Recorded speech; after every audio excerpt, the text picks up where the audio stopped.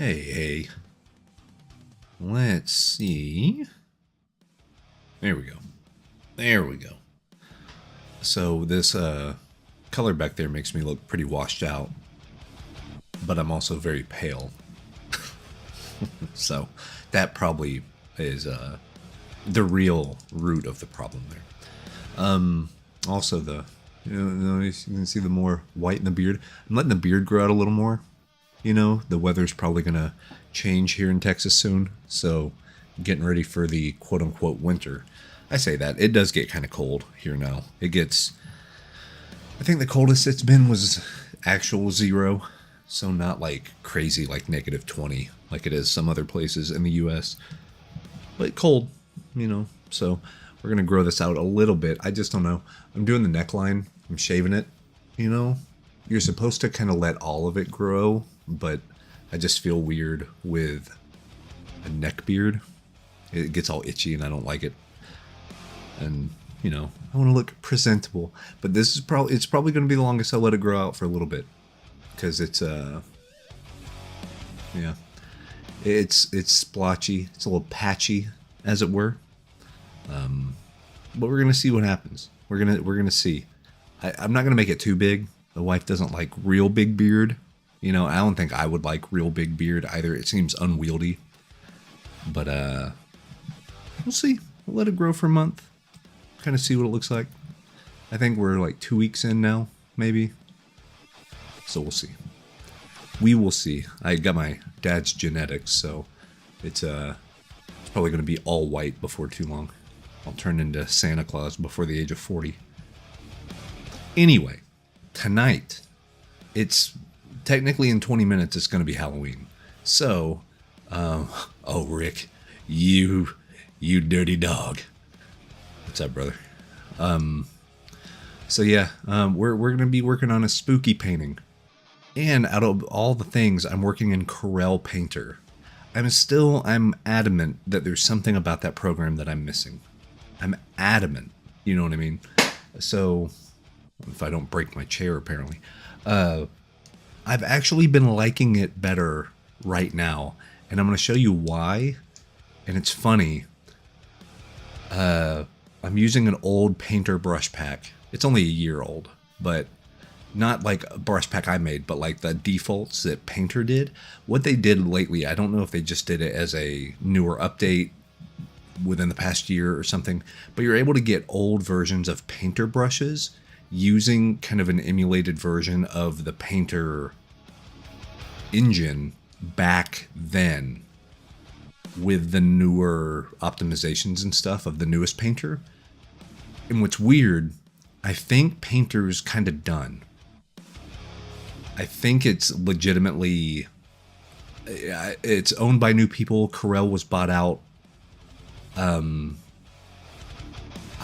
have not heard anything. I got people that kind of, you know, I got eyes everywhere, as they say, but there's no updates. There's no new Corel Painter version coming out. Maybe ever. Like 2023 might be the last one. Which is weird, right? Because like they, you know, I've been talking smack for a few years, but they were the staple. They were the staple. Painter 11 and 12 were like mind-blowing. They were game changer. Everybody, you know, had to like triple take because it was the painting software. Painter was the go-to. But now you got stuff like Rebel and Art Rage and even Krita now. Krita has those great Mimi Leo brushes that we use a lot. But yeah, I'm liking, there's a certain subdivision of brushes in here that I really like.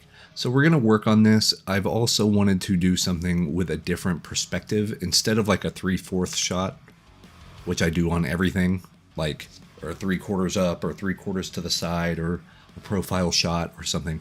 I wanted to do something where the camera was like down, looking up, and you'll see. We'll flip over to it in a minute.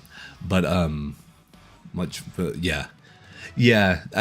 it's funny whenever we kick over to it, you're going to see that some of the stuff docks on the side and some of it doesn't. So like some of it's in the middle of the field and like I have to work around. It's clunky to say the least. But it would be a shame. To be fair, it would be a shame if this was the last painter. If 2023 was the nail in the coffin, they're not doing another one. Because there's a lot that they could do. I think they could improve some of the UI stuff. They could improve some of the brush performance. It's a little gaudy, I guess is a good word for it. A little clunky, rough and tumbly, whatever sort of weird saying I want to make. But let's hop over there.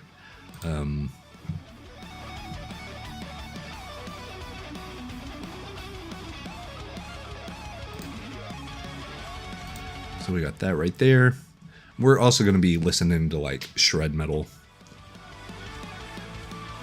while we're painting, because this kind of screams that stuff. So here's the thing. I'm really liking, there's a whole, the gouache brushes are really good, but there's a whole category called Sargent. And these are fan-freaking-tastic. I know I think I said that in a previous YouTube video that these were my favorite, but using them again, I feel like I have a better understanding on how to use them now. And like, it does this really nice effect that I've always tried to get out of Photoshop and I could never quite get, even with a mixer brush. Is like, where is a good stuff? Like I can make Photoshop do it. And like, this is interesting to me. Like this sort of stuff. Yeah, the Sargent brushes are great. And that's what I'm primarily going to be using. However, the best way I can describe it, think of it, you know, it gets them and then it pulls them.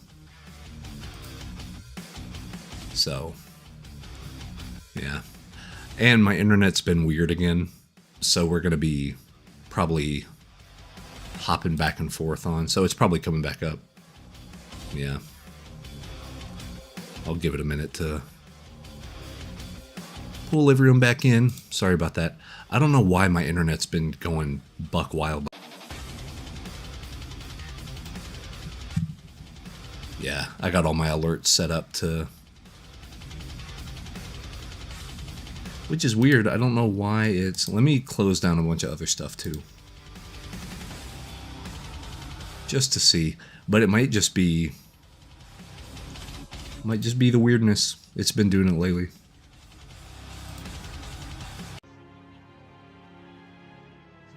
Yeah, I don't know why it is... Let me see. Is Twitch doing something? Because it normally doesn't kick off for a second and then come back on. That's normally not what happens.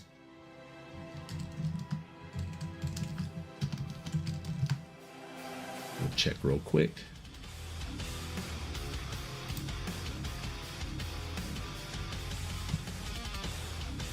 Okay, it says it's not on their end.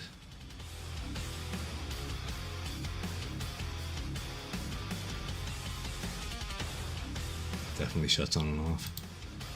Here, I'm gonna get out of Discord so it doesn't keep pinging everybody.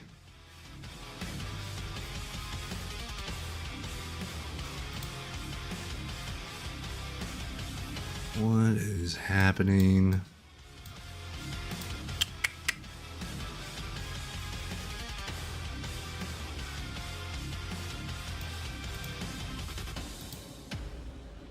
But nothing's really on. Nothing else is really on. So it has to be my ISP doing something nonsensical. But they do always love to... all the lines. You know, when normal people are in bed. But I'm not a normal people. 3 in the morning. If it keeps hopping on and off like that, though, I will, I mean, I hate to call it, but because we're like, what, 6 minutes in? I mean, it's looking okay. I closed out of Steam. I closed out of all my other stuff. Oh, wait. Let me close out of Epic. Bye-bye. Bye-bye, Epic. Bye-bye, Skype. What else is there? Okay. So I cut out of everything besides my streaming software. Maybe someone was downloading an update, or who knows? Who knows? All right. Anyway, let me move this mic over.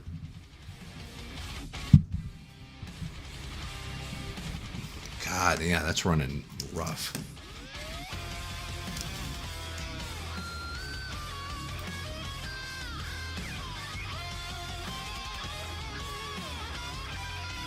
It says it's dropped a lot of frames, though. What is happening? It's running at 0.2% of my CPU, which is nothing. So it's not that. It has to be the internet. Twitch says they're all good.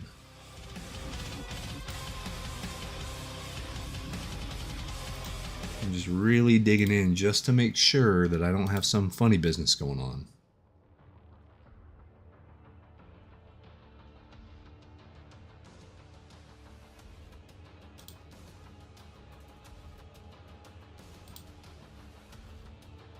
All right. All right.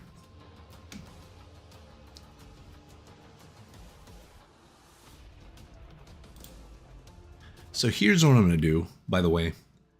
I just hit the record button, so now we're actually recording. So this might be what the archive is. Yeah, I do think it's out of my hands. Yeah, cool. Okay, so we're having, I guess, internet issues. So I hit the record button. This is going to be the archive version that goes up online. So if you're here live, I appreciate you very much. Be impatient. It may cut off, come back on, cut off, come back on. It's already done that like 3 or 4 times. Yeah, the internet stuff's fine. I have on my other monitor, I have my modem, the IP address up because it gives me a live graph and all that stuff. And it does say there was some packet loss stuff. So I think the ISP is doing some maintenance-y things, because yeah, it says over the past like 3 minutes 44% of all of our frames have gone out. So it is what it is. But yeah, this will be the archive version. Okay, all right, so yeah, we're in Painter of all things. Painter's, you know, not my favorite, but I will say for something like this, it's working pretty well because it's letting me work for about 5 minutes. Okay. And the nice thing is, maybe since this is a little bit lower intensity than something like a first-person shooter or something, you know, like the sound will go through fine, even if it has to buffer some frames. So if you're watching live, you might get a slightly laggy experience, but on the live archive or on the archive, you should be good. But anyway, there's some cool things that Painter is allowing me to do that I appreciate. This is one of them. I'm liking these kind of like weird smudges into the canvas, because also, you know how I normally do the thing of, hey, we have a texture and we can put it on its own layer and then do an overlay. Corel literally has that as part of its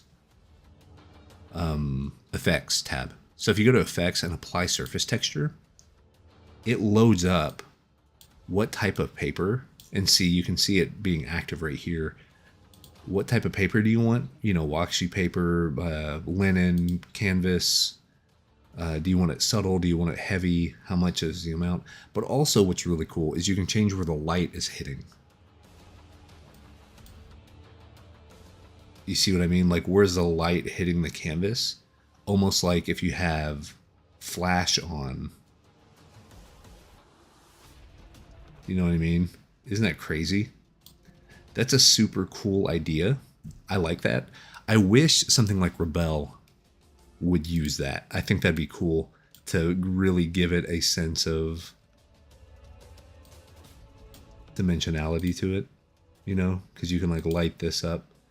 Oh, let's see, I need it down back to 1. Okay, so there's the 1. And this just changes where the light is actually hitting the canvas. So how is it impacting the paint? You see what I mean? That's crazy, right? And then the brightness, you can actually like just lower that brightness. If you just needed the canvas texture itself, you could really lower that brightness quite a bit. The exposure setting, you can also darken that up. But I like that it's adding some weird luminescence around. I think that's interesting.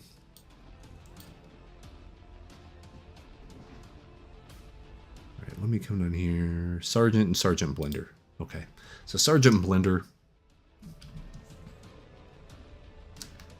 You can color pick, and then see how it's kind of an etchy brush, but then it also kind of blends at the same time. It's a mix. It's almost like a mix of every single brush. It's like a pencil brush if you do it a little bit. It's a paintbrush if you push down. It's a flat brush, but it's a smudge brush if you go against the grain. It adds a little bit of impasto, as you can see right there, and then like right here. So you can control a lot of this. But it does take it has a learning curve, but it makes it for some really cool looks. There's a certain type of painting technique that a lot of the older, I say older, I guess mid to contemporary magic artists do. Like people like your Tyler Jacobsons and your Lucas Gracianos and Donato. Who else? Svetlin Yelenov. Who are some other ones? They have some really cool looking brushwork techniques that I've never quite figured out. And ironically, I think this brush, the Sargent Blender and the regular Sargent, this one just does a little bit less blending. It's a little bit more opaque. See how it's kind of mixing a lot of stuff? It's almost an impressionistic brush. You can do some of this with jitter, but it's not quite the same. See, just really cool, like noisy looking stuff. But this is kind of giving me that look that I see in all of their work that I really enjoy. It's almost how Frank Frazetta would mix his color temperatures. You know, on like Death Dealer and stuff like that. This gives you that impact pretty easily, actually, because it does a decent blend, gives you some decent control. See, stuff like that, like how you mix that darker blue, the darker purple, and then you get these nice little harmonies that you don't have to work all that hard for, which I appreciate, you know.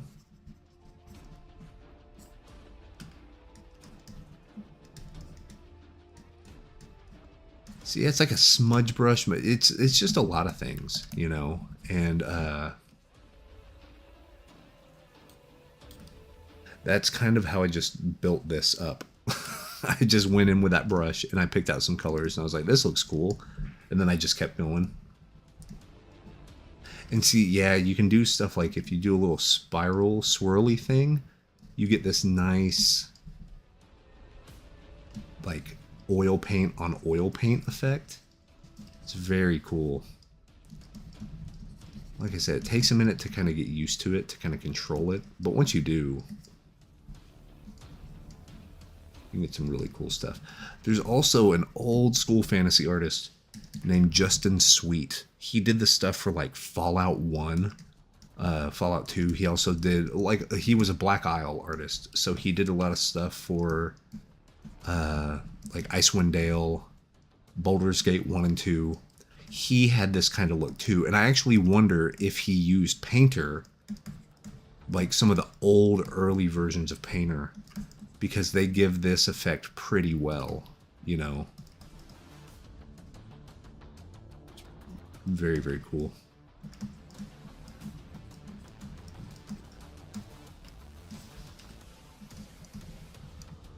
And see, we're kind of muddling in the details right now, which we shouldn't be doing. But I'm just liking how the brushes look.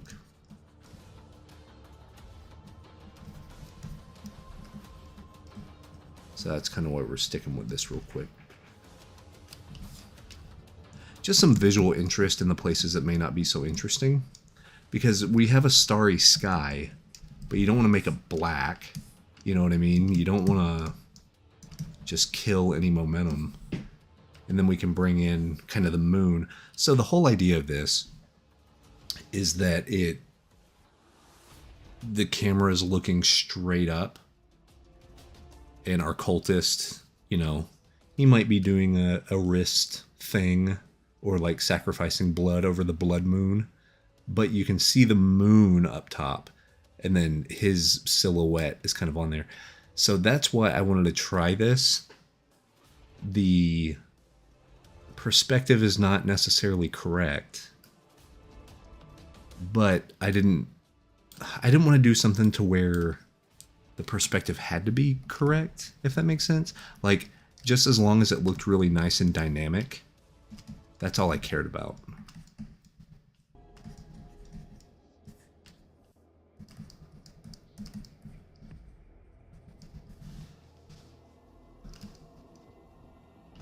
And see, yeah, see how it grabbed that and like just liquefied, like kind of smudged that out?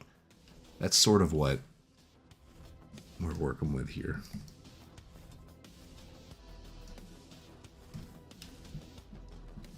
Then we can like come in here. Need to figure out what to do on the eye, because the eye is laying in a weird angle, of course. And then the hair's coming down. That's what I mean. This is a very bizarre angle, but I think that's part of the appeal.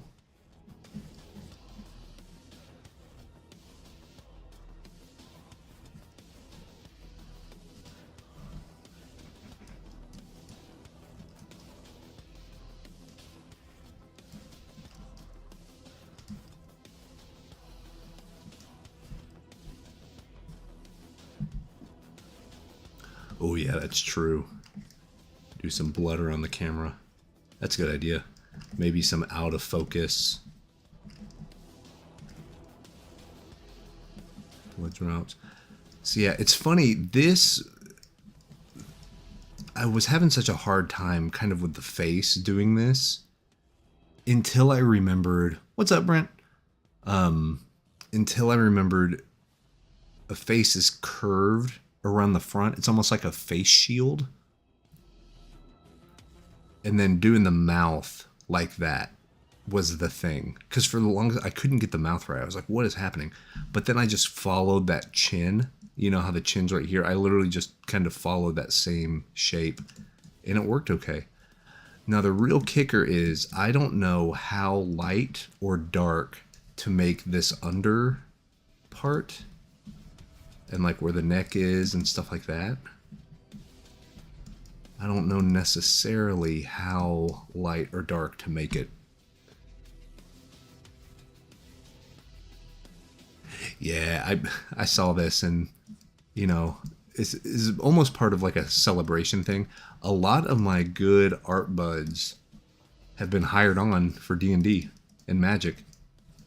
They've been like announcing it on socials lately. And I was like, it's about time, you know. I know they've been working their asses off forever to try to get it. And I was like, maybe if I do a few more, maybe I'll get that call. Maybe Coach will put me in the game. But I also have to tell myself it's not, you know, even though it's a kind of a nice goal to have, it's not a make or break necessarily if I don't get it. But I think trying stuff like this is a good way to get there, because we can play around and just have fun and just make more interesting images. And I think that's going to be what ultimately gets me the jobs that I want. is if the stuff I'm painting is interesting to look at. So that's why I wanted to go with an angle that's not quite correct. I guess it's kind of technically... yeah, so I mean, what I could do...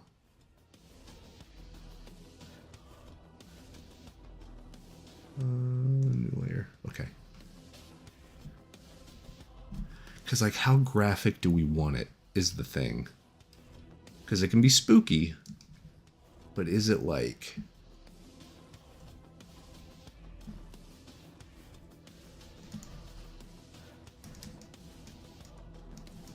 Let's see.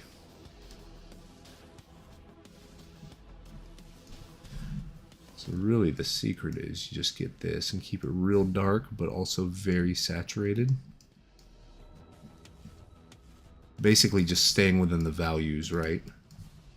And maybe if we have some coming up through the fingies, little fingies, right?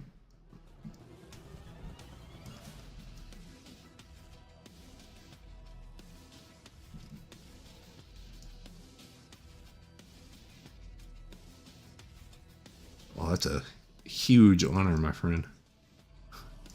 Being in the same sentence with Michael Whelan is never a bad thing, you know?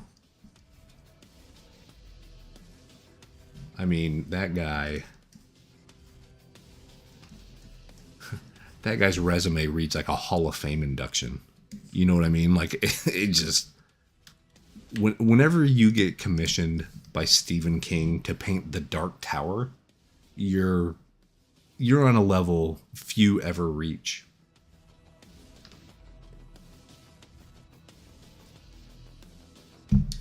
So I am going to stay in Painter here for a little bit, because like I do like some of the weird smudgy stuff that doesn't make a lot of sense. I know I could probably, you know, clean that up or sharpen it or whatever, but I actually think there's more interest in making this a painting with that type of stuff. You know what I mean? But then where we can get the sharpness down is like with the hair. We can make the hair strands make more sense. We can kind of blend this in. And also, I should probably, instead of putting all the random just smudge lines and stuff, maybe I should actually design this outfit a little bit. I don't know.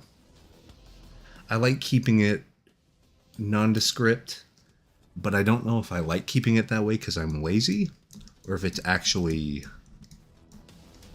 you know, a good thing to do. Here, let me merge this down. This is another thing with Painter that is kind of iffy. The layer management is not great. Collapse visible layers. Okay, convert to watercolor.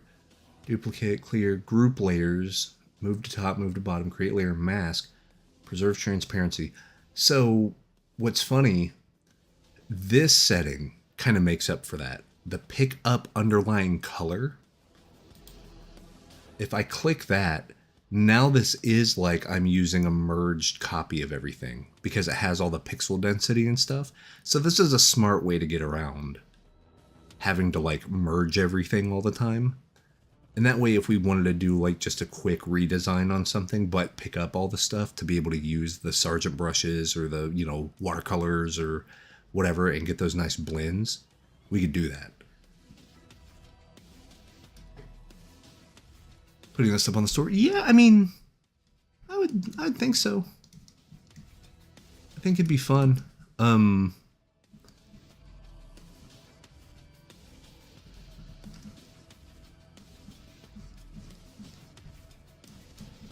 Be fun to do. It's one of those, I think what I'm doing is anytime I make something and it kind of goes up on the portfolio, I might just default and make a print of it anyway. You know?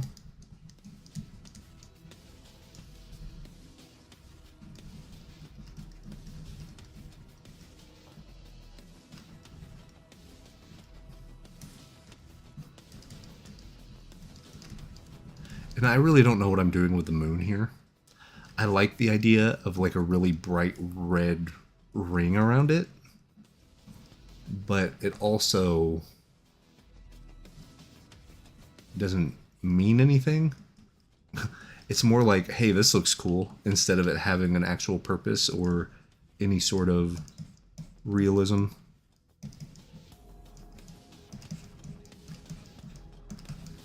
And you can see I'm really just using these Sargent brushes almost as a blocker. Like, this is essentially shape carving, right? I'm just kind of coming in and making the silhouette look a little better and changing this and pushing that and...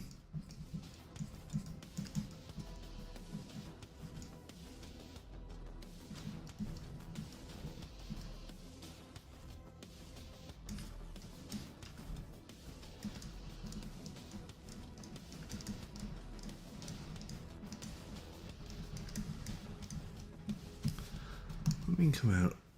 Oily water hat. Yeah, see, there's some nice, like, soft, good lost edge brush right there. The oily water. See, every once in a while, Painter has some bangers, but they just weren't... There just weren't enough of them, I feel like. Yeah, it was cool that you could like mix paintbrushes and dab strokes and all that stuff, but I don't know. It always felt like you were fighting the program rather than just painting. But that could have been me just not having the experience necessary, you know? Which is fair.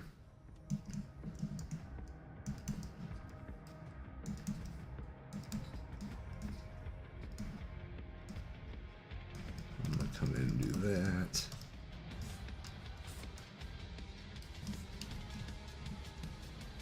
We'll keep that blue and we'll do another little line of stuff there.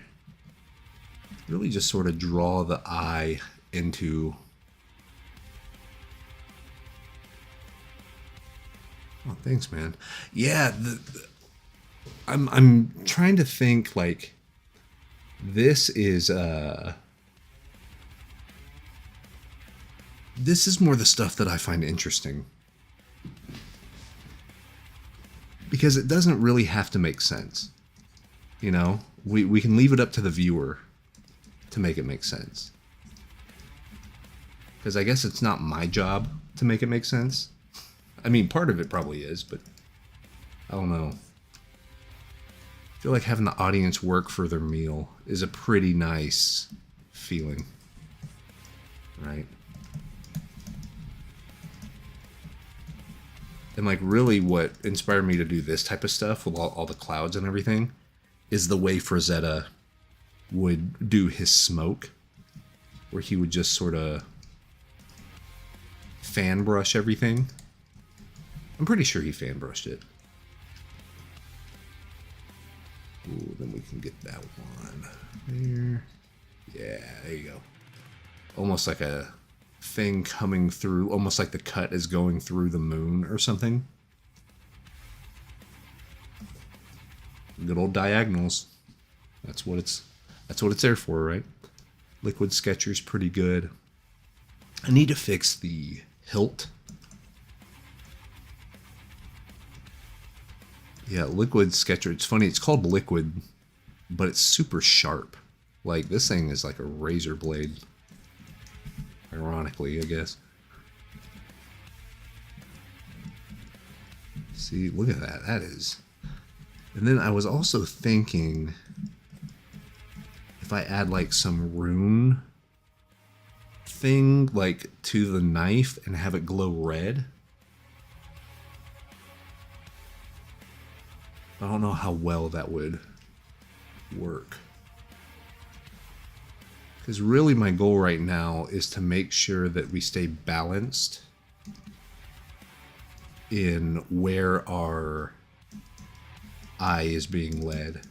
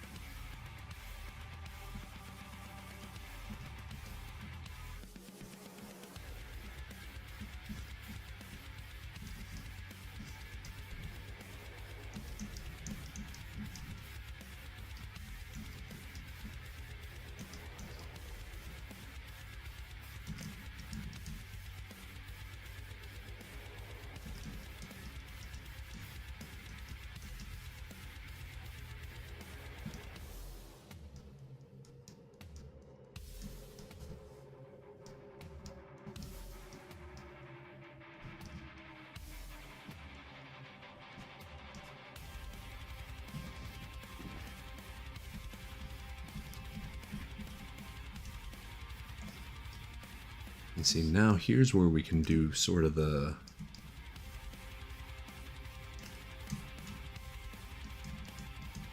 nice rim light stuff. Here, let me grab... Let's do the Sergeant Wonder.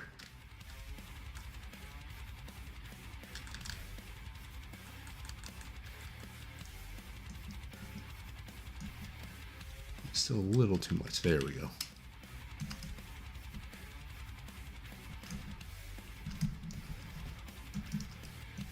So remember, like, anything facing the light gets the light, right?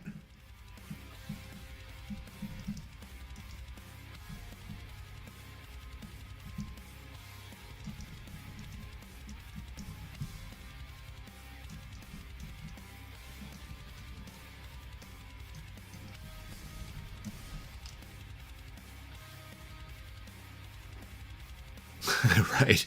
Yeah. See, that's the hope, is like the shapes read so well that it kind of takes care of all the other stuff for me. Cause that's what I've noticed with, you know me, I'm a big value guy as far as like having my lights and darks be the main form of contrast in a painting.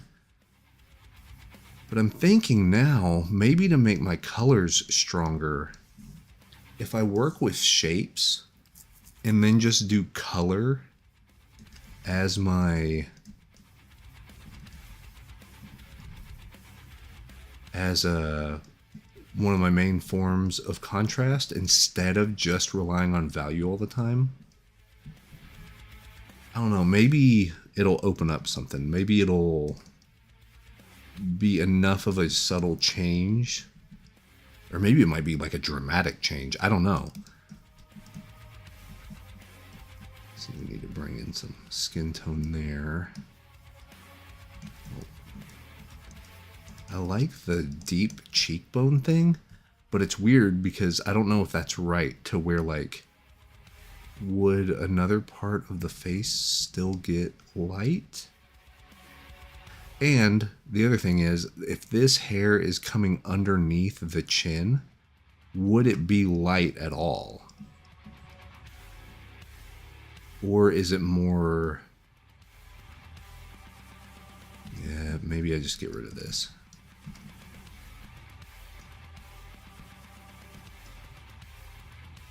And maybe that reads better. Let's get rid of that.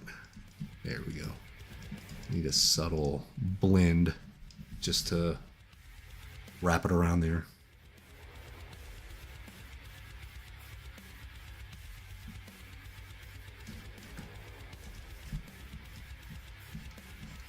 I don't know, I feel like lately I'm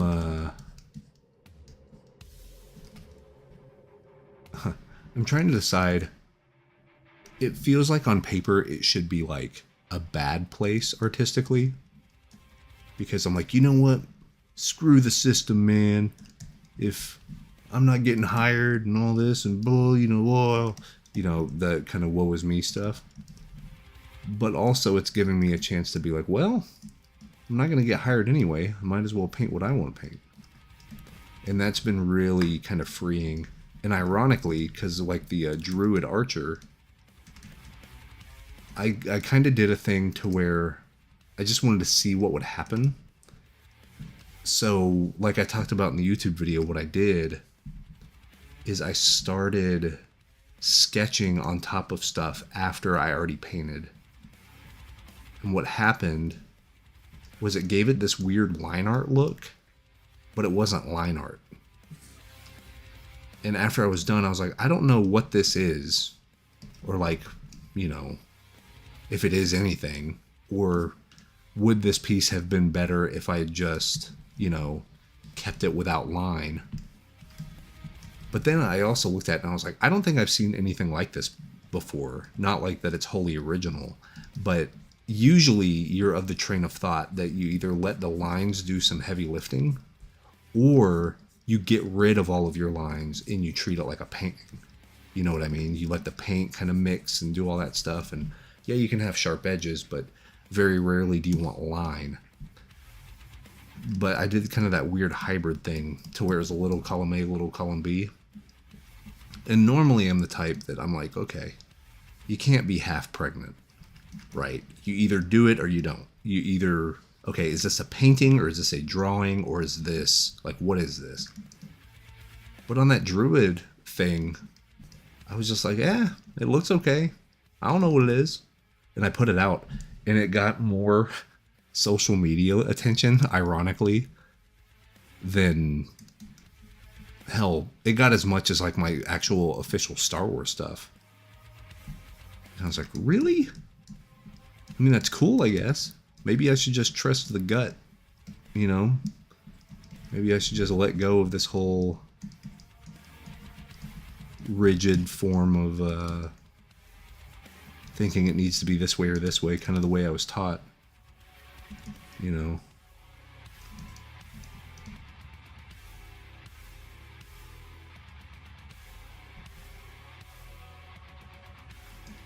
That's true. All of his, all of his faces had the really deep cheekbones. It's funny. I have. We went by a half-price book outlet the other day, and I picked up an old copy. This is like 2004 of a Conan the Barbarian graphic novel. It was like the Frost Giant's daughter and a few other stories in it. And I know they're making and they may have already done it, but the Jim Zub Conan run that's happening right now, I think they also just did that story, you know? So I thought it was cool that like, okay, here's a classic, you know, Howard story that's being adapted multiple ways.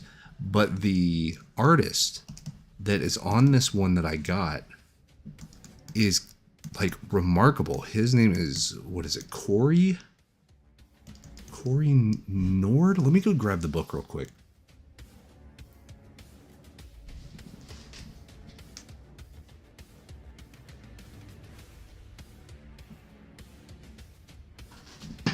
Let's see. Carey Nord. Carynord.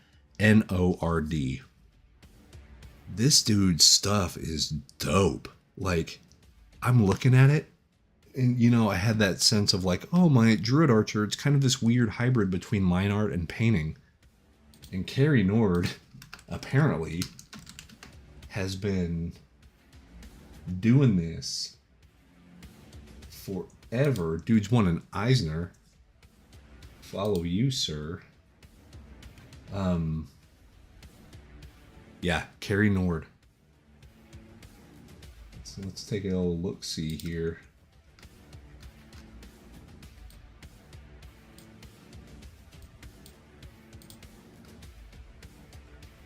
I mean, he's definitely a comic artist through and through, right? But you see what I mean? He does these like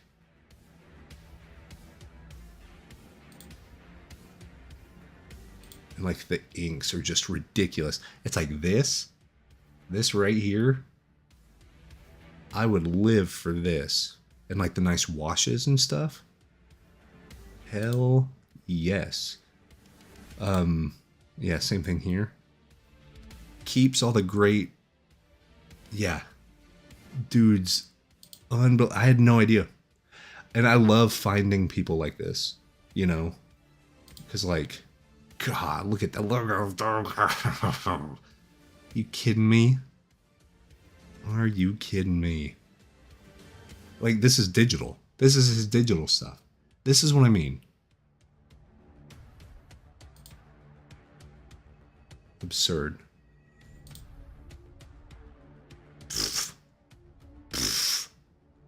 Come on. Come on, bro. Hey, he even did Boba Fett. What?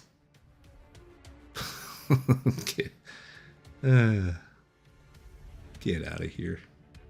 Get out of here with that nastiness.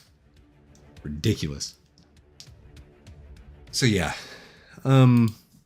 It's always nice to see artists work that way and truly do their own thing, because like, I mean, his stuff could remind me of Frazetta, or it could remind me of John Buscema, or You know what I mean? But it's not that. It's his. It's Carrie Nord stuff. Like, I have a deep, deep appreciation for that.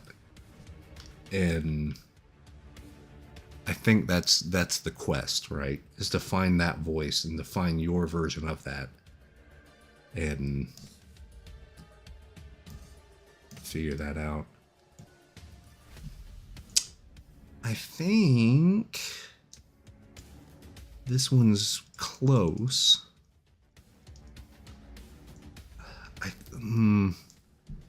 Here's that $1 million question. Do we refine some of this stuff? Because the old saying is, a painting is only as good as its worst part. And right now, this stuff in here is the worst part. I like keeping this really dark and this blue, and like this stuff is fine, but it's like this. Do I really kind of not render, but draw out this belt like a sash? Do I bring in some lines showing how this folds into itself? Do I bring in some torn sleeve look, kind of how I started over here and kind of did that right here? Do I bring that over here? So it's those type of questions that, you know, we already have a piece. It's looking pretty good. Like, I'm happy with it so far. But how do we push it even more? And like, I probably need to come and correct where the hand is coming right here. In fact, while I'm thinking about that, I'm going to do that right now. You know, just something like this.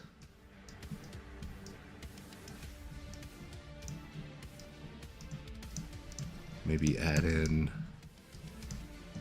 where the knuckles would be. You know, something here.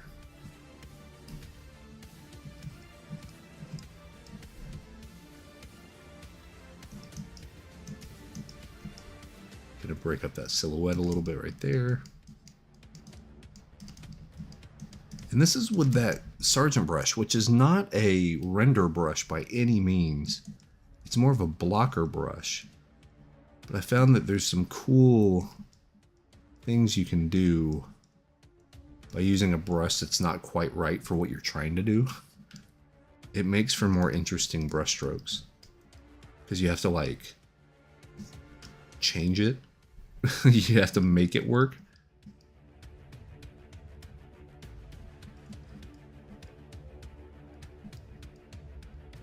There we go. A little bit of that way.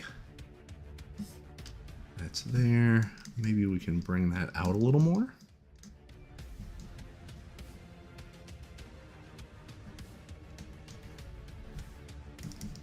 It's a little too dark, but yeah. See those like happy accident brush marks? I dig it.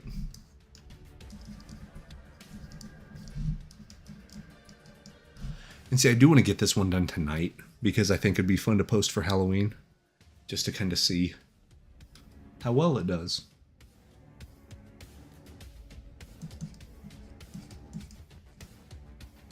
Okay. Really, let me change. Let me add a little bit more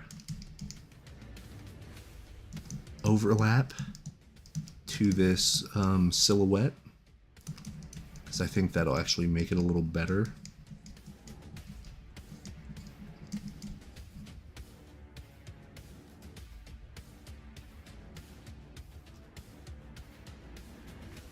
And now it's like, okay, is he wearing like a necklace around his neck? Is he,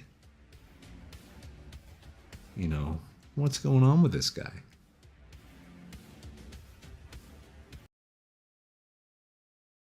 Artist that is planning ahead of time.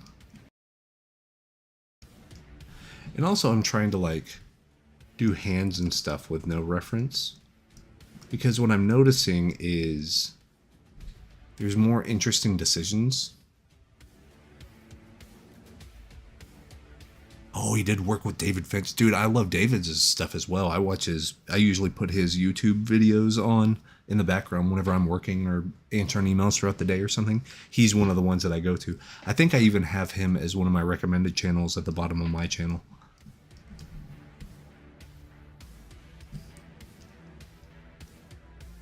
Yeah, no, that sounds great. I want to see him work because, like, seeing some of those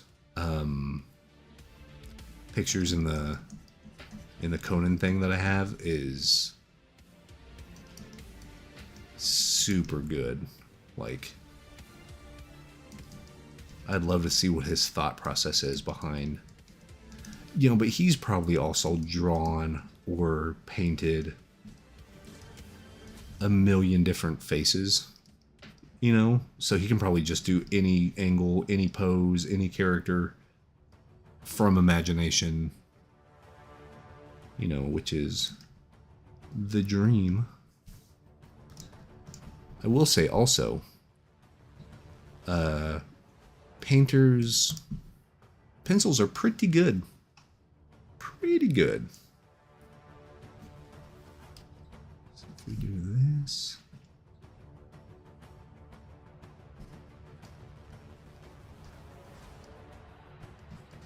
They have that nice build-up effect that I like. Today, I bought the rest of the Lane Brown brush packs. I had his painting one, and I think I have one or two of them for Procreate. But today, probably an hour before I went live, I had his painting one, but I bought the Dirty Ink and also his pencils one. So I'm interested to see kind of what his pencils give me.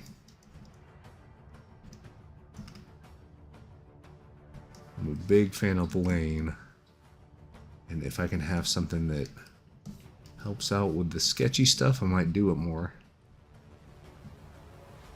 And the pencils I make are okay. Like in my brush pack, I like them fine. But they never quite feel like using a pencil. Not to me. Yeah, see, this one's built up as a little too... Let me try a new layer.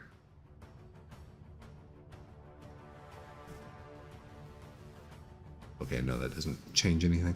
I thought maybe having a new layer would make the pencils work a little stronger.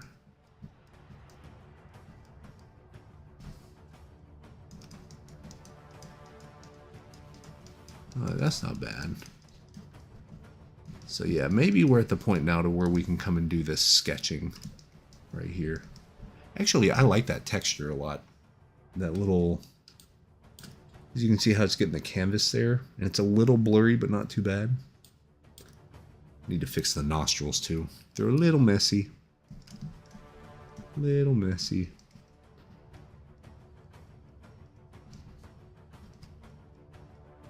There we go.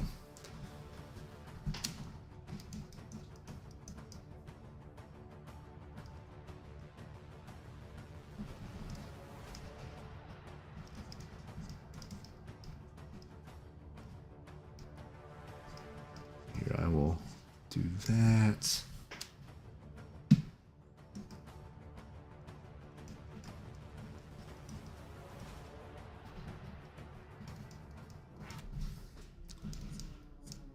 We'll kind of tighten this up a little bit. Because I wouldn't call this rendering. You know what I mean? I guess that's technically what it is. Because I'm getting rid of any weird things that aren't fitting right. So I guess that's technically what this is.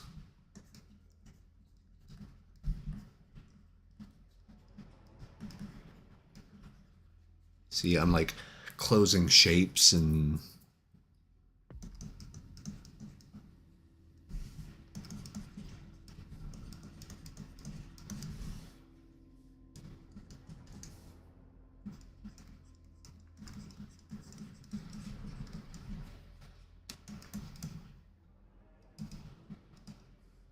And then I do wonder, I like the fact that the Yeah, there we go. I'm gonna do that, and then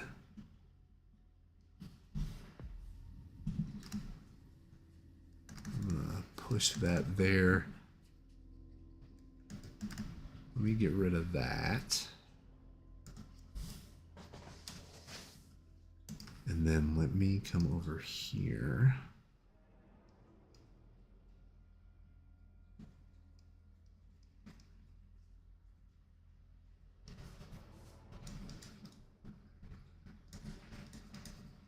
It's like this. Such a weird angle, but that's why I wanted to do this. So like I said, I'm always worried that my art is like super, I don't know. Is AI-able a word? Because like I do think, I'm established as a pro and I've worked on big stuff and I'm still getting good gigs and all that stuff. But at the end of the day, you do have to kind of work to be AI proof. And I think this is the type of thing that will help with that. Not to say it could never be like duplicated by a machine or something, but really the first 500 images an AI throws out, it's not going to be from literally a top down or a bottom up. You know what I mean? Like weird perspective, kind of abstract, sort of like, it's not going to happen. It's going to try to, I don't know. It's going to get rid of all the interesting parts, It's like Guillermo del Toro said, like, yeah, it might make okay looking screensavers, but there's no oomph to any of it. It's all just kind of milquetoast and blah.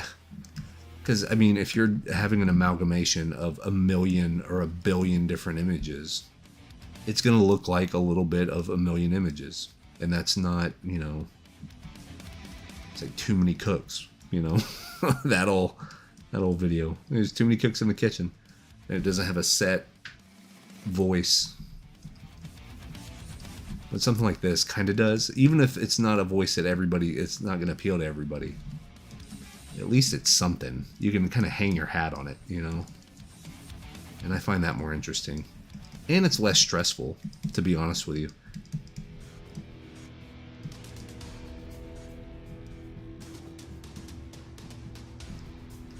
Yeah, so this is nice because it's like adding in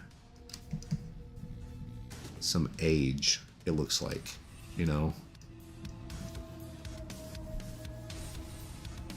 This looks like old duder necromancer. For sure.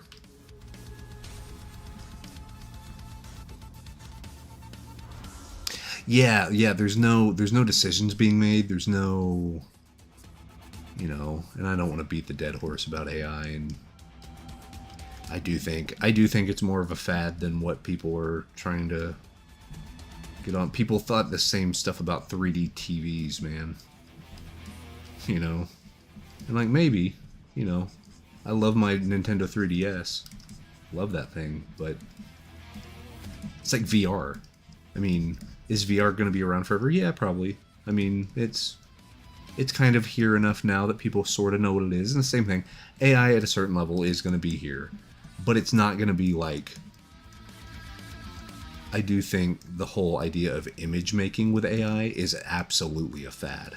The more I see it and the more I see people trying to sell this other stuff and like try to, bookend here. Like now they're moving on to movies. Now they're moving on to this. And now they're moving on to making albums. And now they're moving on to like, people are just going to get bored of seeing AI images.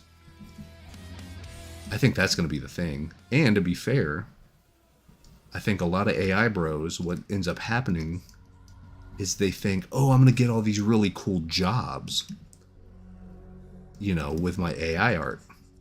But here's the lesser known secret, and I don't want to be the bearer of bad news. There's not very many art jobs.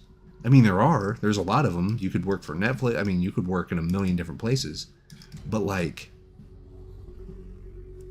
there's not, there's no real harboring millionaires and billionaires in the illustration industry. Like, that's not where you go to make it big. Like, you can live comfortably, but like, I can guarantee you for a majority of my stuff, I make less than minimum wage. And that's even getting the big contracts. I can almost guarantee you. Why else would I have to have 18 revenue streams? So I think I think the people that are really gung-ho about like using AR in a professional capacity or whatever are slowly realizing, oh snap, there's no money in this. Like, even if you're super, super good and you're at the top of the game, like a few months ago, I saw Craig Mullins saying, well, I have openings and stuff, and if you need me, I'm here. And I'm like, dude, Craig Mullins invented digital painting. He is bona fide. None of us would be here without him. And he's needing work. It's not because AI took him out. It's because there's no work. Like, it's just, there was a global pandemic, man. People were worried about not dying. They're not worried about commissioning somebody for a $20 bust of their furry character. You know what I mean? Like, the whole world changed. So you got to do it for the love of it. And if you're trying to use AI to like make all of it, you don't have a love for it. And you're even going to get bored of doing the AI thing where it does it for you. You're not gonna last. I mean, it's just not, you don't have it. And not to be all whatever about it, but like, if you're trying to do this for the money, you are in the wrong freaking business. You could literally deliver pizzas. There's more consistent money being a pizza delivery driver, which is a noble profession, man. It is. People need pizza. But for real, go do that. You will make more consistent money, guaranteed. You will be in demand because everybody wants pizza. And I don't want to be doom and gloom. Like, if you really want it, do it. But do it because you love it, not because you think there's some get rich, get famous thing out of it. It's not going to happen. It's not going to happen. So I think that's part of where my head's at right now, is like, okay, maybe my stuff's not a great fit for Wizards of the Coast, but it's a great fit for somebody. I'm still getting jobs. I'm still working on some really rad projects. I still get repeat customers. I still get business. I still get, people want to get tutorials and learn the craft and all that stuff. Like, there's a lot going on, which is great. But maybe I just give up the fact of, hey, I love the fact that it has like dice rolls as part of the randomness mechanics and stuff. But like, they've now had 4 or 5 new sets, and I haven't been contacted about any of them.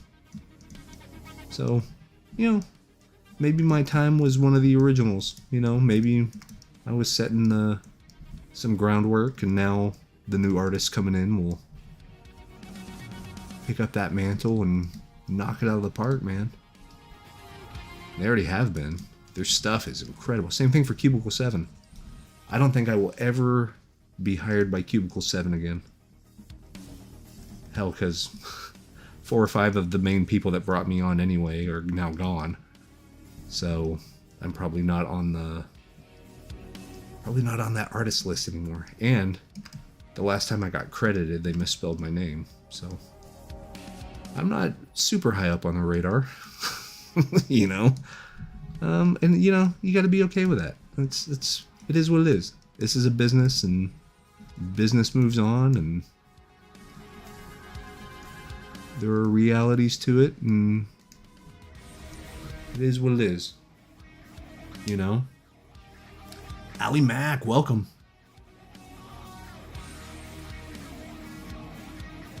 Yeah, I mean, the human touch is something that, because the whole idea of art is to see how other people interpret the world. I don't give a fuck what some machine does. Why is not every chess tournament the chess AI versus chess AI? You know what I'm saying? Like, because didn't Magnus Carlsen lose against the computer like 9 times out of 10 or something? Like, nobody cares. Like, I could make a football team of nothing but robots that, kick 100-yard field goals perfectly from any angle and always catch every pass and stuff. So we would win every Super Bowl forever and ever and ever. But, like, who cares? It's not the point. The point of, watching the Olympics or watching this or listening to music or Yo-Yo Ma is incredible. Not because he never misses a note. Yo-Yo Ma is incredible because how in the hell did he learn to play like that? Like, that's the point. So there's always going to be, art will not be replaced by, this is just not going to happen. It's kind of easy to think that way. It's kind of, it sounds weird, but it's kind of sexy to be like, oh no, it's the end of everything. But now's the time. Now's the time that you can really jump on board and be yourself and learn your craft the way you want to learn it. And you will be rewarded tenfold. Tenfold. Because people will, it's like a pendulum. If everybody's impressed with what AI is doing now, just wait 5 years. They're going to be so sick of that crap. Everybody will be. They're going to be like, God, why don't, if Hollywood chooses to use AI in all their movies or whatever, you telling me there's not going to be people lining up for, oh, did you hear about this movie? They used cameras and actors. Isn't that amazing? Like, we got to go see it, just like Mom used to make. They're going to have that kind of appeal. This artisanal, which, great. They should. The craft will never die. The craft never dies.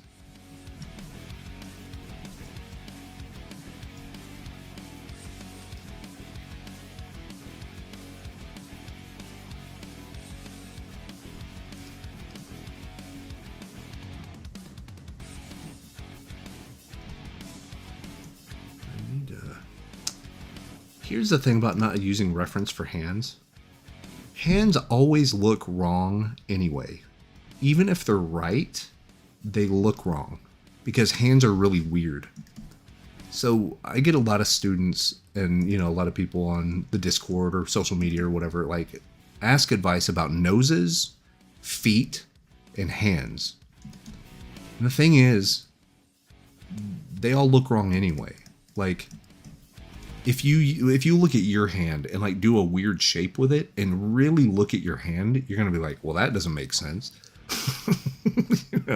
We've seen hands and we know what hands are, so we have a context of like, they can do some funny shapes. But if you're not used to it, as far as like drawing it or making it, yeah, it will always look wrong. Always.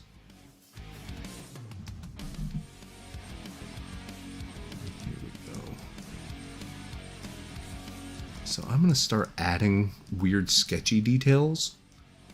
I don't know what any of these are going to be, guys. I don't know what any of this means. I'm just adding weird lines where I think lines should go. See, like this. Is that a necklace? I don't know. I don't know what this is, but I'm going to keep it. I am definitely going to keep it. Same thing here.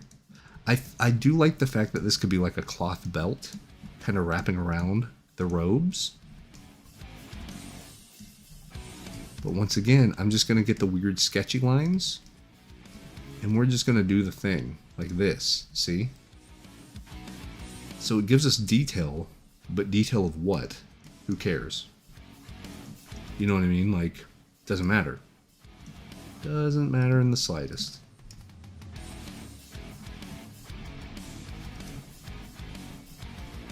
See, maybe we can bring that back in, bring these back down. I will say you can probably hear my computer's just going, that CPU fan is blazing right now. That is something that Corel Painter is not great at, is the way it uses its processing power. And it uses its back end to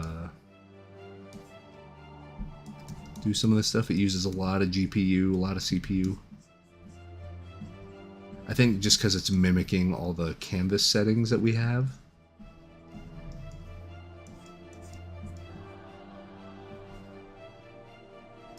There we go. Yeah, I love painting noses. I love painting noses. Hands are getting more and more fun. Because once I realize that they always look wrong, it's kind of liberating to be like, oh yeah, I can make a bad looking hand, sure. And then you start, and then it doesn't look as bad as you think it does, you know? So it's been kind of nice that way. Alright. I think we're getting to a point to where we're almost done.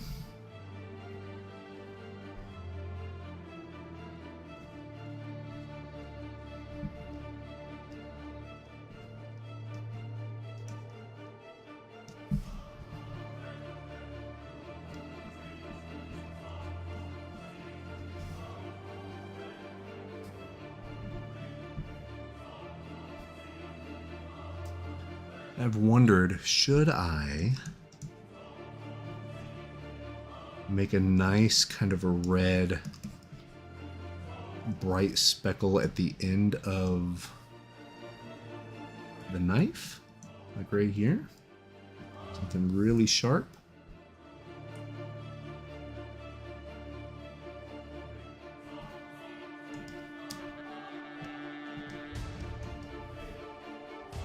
You know, something like this, and then you bring in that deep, deep red for the shadow side.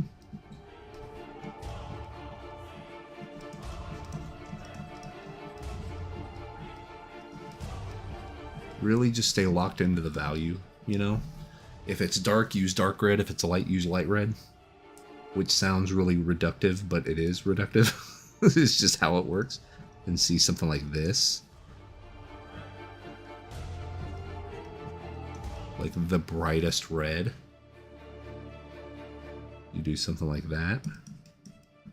And then you come over here and you carve that out.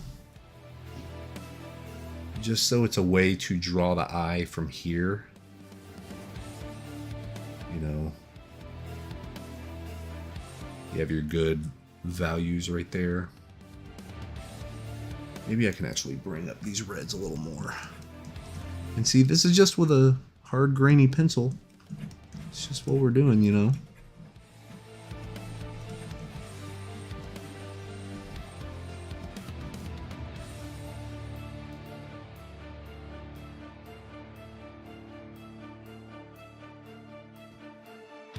Something like that. That's cool. And then we can add some more stars in the sky.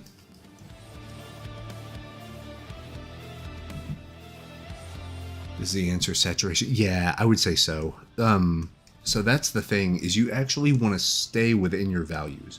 Whenever you establish your values, like, okay, of course the moon is lighting everything, so anything facing down, you can see down here, this is darker than what this top part, and I know it's weird because this is a rim light more so than anything, like a kind of a highlight around the edge. But if you imagine this is a 3D shape, the top of the knife is all going to kind of be this color, right? Because it's a reflective surface. It might have a silhouette on the knife because of him essentially casting a shadow. But since it's nighttime, there's no actual cast shadow, if that makes sense. Not real. I mean, there can be. It depends on how intense your light source is, of course. But the top, quote unquote, of this knife, the facing up here, would be really bright. And then this would be dark. It's that thing, the James Gurney lesson of if you're wearing a black t-shirt and you and you have a newspaper and you go outside and you take a picture where you're reading the newspaper and like the camera could be a little below you, kind of looking, not quite this extreme as what this painting is, but where you can see the bottom of the newspaper. If you have a non-overcast day, if it's bright and sunny outside, your black shirt will be lighter than the shadow side of the newspaper. which is a weird thing because you think, oh, the newspaper's white, my shirt's black, the black shirt's darker than the white thing. Not necessarily. You know what I mean? Like, so that's also why I kept trying, even before we went live, to like make this gold deal, kind of this bracelet work brighter, because, oh, it's metal, it's going to catch this light, it's going to do all this other stuff. But then every time I would add any sort of highlight or try to lighten this up, it completely butchered the values. So then what I realized is, okay, I'm going to keep this a really dark copper. In fact, I could probably, let me get my sergeants. Let me grab my, actually, no, I want, what do I want? I want my Bravura oils. Is that right? So I can do, yeah, buttery, I think. Because there's blocky oil, which is good, and then buttery. Buttery's really nice.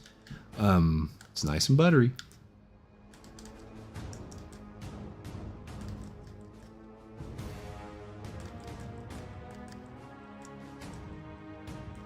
I'm actually going to darken this bottom part right here of this, because it's, even if it's getting a little bit of this light, that's as lit as I want it right there. So I'm going to get this. Yeah, and then come in here like that, right? And then maybe I can...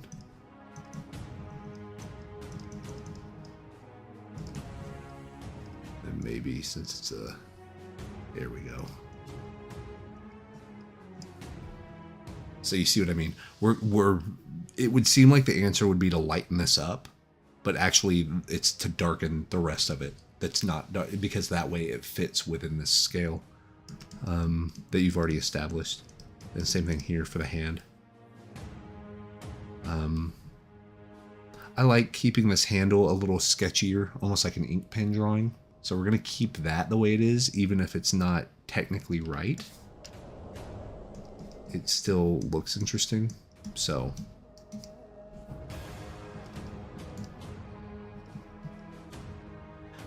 because value, I do think, kind of supersedes everything. You know, I always say value does the work, color gets the credit. You know, that's an old art school saying. And I do think it's true. But what I'm finding is it's more true than even I thought it was. Because I'm noticing that, yeah, I can add really cool, rich colors in these places. I'm just not allowed to break the values that I've established. So you can see here, I'm going to zoom in on the arm. See, there's like browns and some grays and a little bit of blue, and like none of this really makes sense. But they're all almost identical values. They might be a little lighter, a little darker, or whatever, just to get a little bit of contrast. But nothing here is going to be as bright as like anything on the face. So I hope that kind of makes sense of, you know. So here's where we're at. So I actually did do quite a bit of tightening up here. But ironically, there are parts I like better about this. Namely the hand. Funnily enough. I like the smudginess of the fingers on the hand. You know what I mean? This, it's more crisp, it's tighter, whatever. But this feels more correct. It feels more emotional. So that's what we're going to go with. I'm just going to erase out. Oh God, if I can even... Oh, that's right. The eraser is a brush instead of... Yeah, it's so weird. Okay. Needed eraser.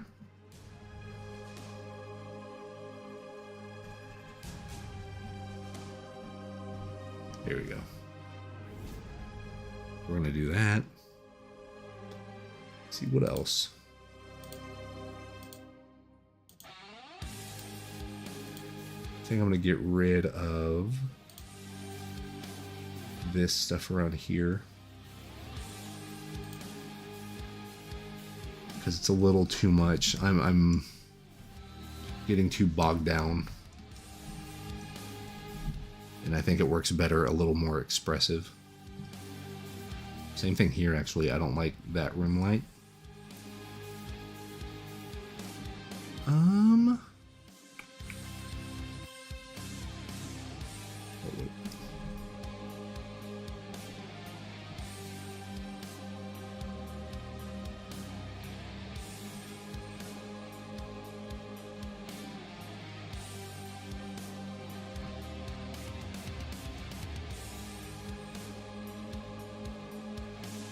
I actually don't like the room light over here either. So, yeah, that works better. That looks a little more, yeah, I think you're right, Brent. The silhouette just sells it better. That's another thing, is I think Tim McBurney talked about this on one of his videos, but whenever he said it, it really resonated with me. That, you know, you don't want to put a hat on a hat. If the silhouette is reading okay, you don't need rim light, because rim light's usually a thing to fix the problem of the silhouette not reading well.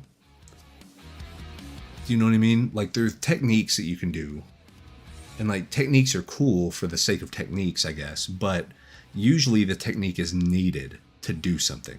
It's needed to, you know, rim light needs to give more form or separate the silhouette from something. But here, because the moon is so bright, we don't need, you know, we have the silhouette here, and like, really the thing that's doing a lot of the heavy lifting for the silhouette, in my opinion, number one is the hair. The hair is actually doing quite a bit, because it's drawing your eye from the brightest part to the face, and then you can kind of, your eye kind of melts into the rest of it. But really, it's this triangle right here. This is the thing, because it lets us see where that arm is coming from. And technically, I think the hand is not quite correct. I need to get rid of, I need to bring it more in line with this, and maybe tilt the knuckles over a little more, because the arm wouldn't be able to bend that way.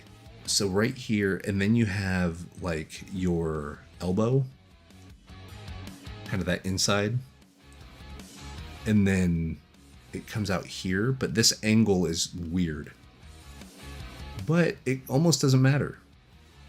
In a weird way, it almost doesn't matter, because that's not the focal point. No one's really gonna look here necessarily. I could even get rid of these lines, which might actually work better. Make it a little more impressionistic. And then just have, okay, our face here. And see, I haven't even really done anything with the eyes. I just put red here. And,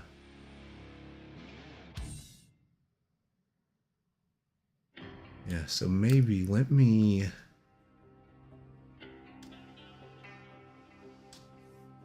get that Sargent brush again. Let me try this.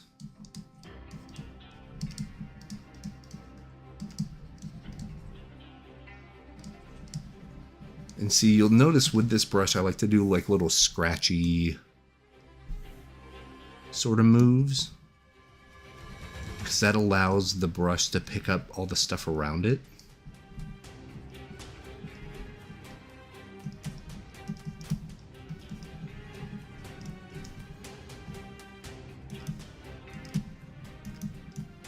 That needs to be lighter. That needs to be lighter. Yeah, there you go. See, I can use the Sargent brush itself to like pull like that. You know what I mean?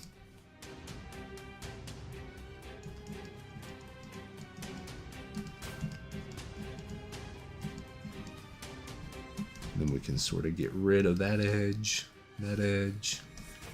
See, keep it a little loosey-goosey here, because once again, it's not, that is not the main area where I want people to be looking anyway. So we can get rid of that sort of deal. Now, one thing that does not make sense, I will say. Why is the very bottom facing part of this hilt lighter than this side of the hilt? Because this side would actually be, basically I need to switch these two values. I need to move this over here and then this darkness right here. So let me try that.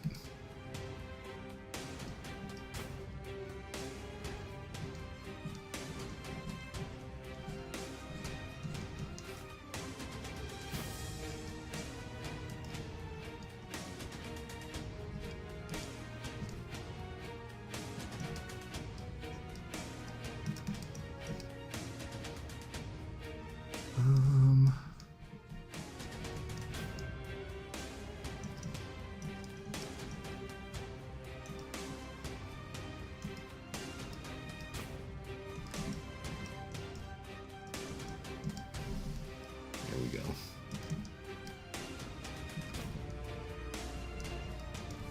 See, and I think I do like how the Sargent brush works, because it doesn't make, in a weird way, it doesn't really make pretty brush strokes. Other side of the blade. So I had it earlier, but here's what's interesting. In my opinion, and we'll add it so I can show it to you. Because this is one of those things that, like, this is something I've just learned recently. Because we have the value shift here, from here to the blade, and we have the rim light on this side, because if we didn't have this rim light, this part of the blade would get just lost in the mud of also the dark red, purple, burgundy, whatever you want to call it, robe. Like, the tip would be gone. It would just, it would almost become a tangent. However, if I come over here to pencils and I use like hard grainy and we use another deal, the moment I add the rim light, even if it's not as strong, even if it's as slightly, let's not do straight white. Let's do like this kind of like nice blue. If I come in through here, this is going to flatten out the blade horrifically.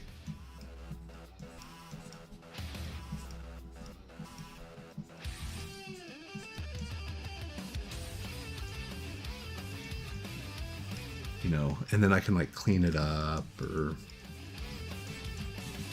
kind of what have you. But what ends up happening, in my opinion, it makes it lose all of its sense of perspective. It just doesn't feel correct anymore. And I've noticed that because normally you would think, oh, rim light goes around the rim of everything. So like even with the arm, you know, it'd go all the way down here and it'd go here and you'd see it right here because if it faces the light, it gets the light and all this other stuff. And that used to be my mentality. But I actually think it does more of a disservice doing rim light everywhere. Because you actually end up making things look way, way more flat than they need to be. Because see, this, to me, if anything, we could use more of a line like that. So it would be almost the opposite. Instead of rim light, get a dark line. Oh, this one down here.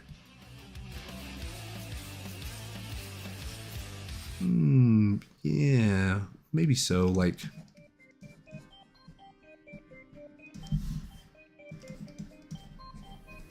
Maybe do this.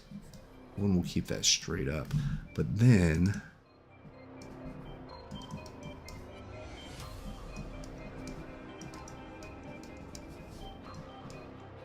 see, we'll keep that there. Maybe... let's try...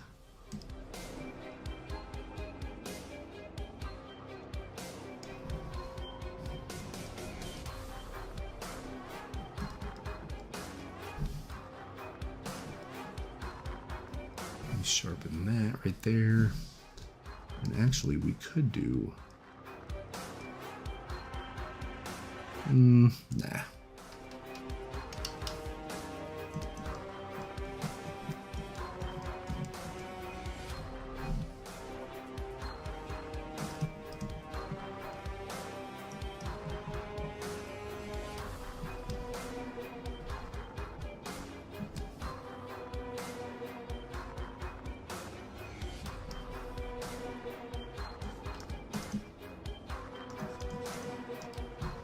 Something like that, sort of.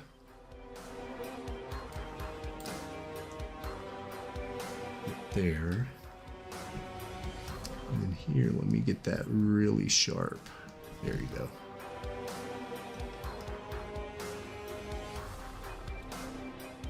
So I think we might be close to,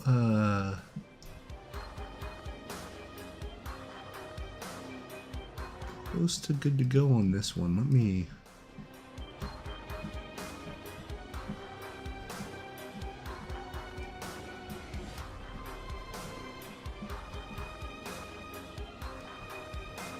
add a little bit of, like, I guess kind of rim light stuff right there.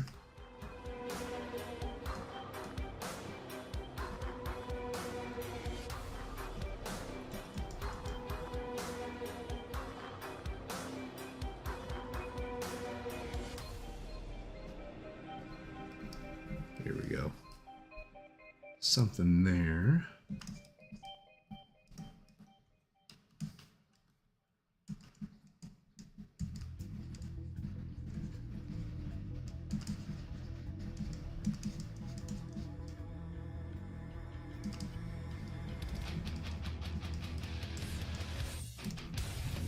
Here.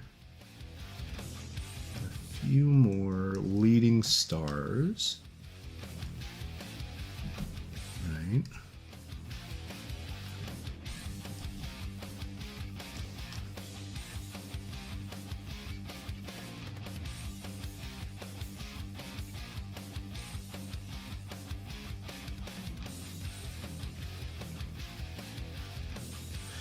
So yeah, the thing is, the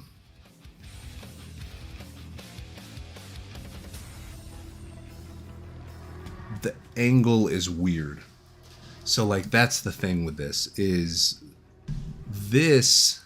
So his actual waist is like right here. I should probably move this belt down. But if I do,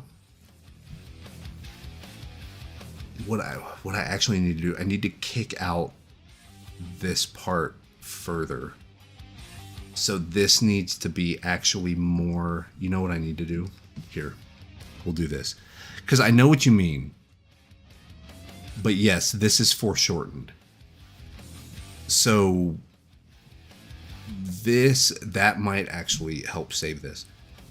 This bottom part of the robe needs to be more blocking everything else than it is right now.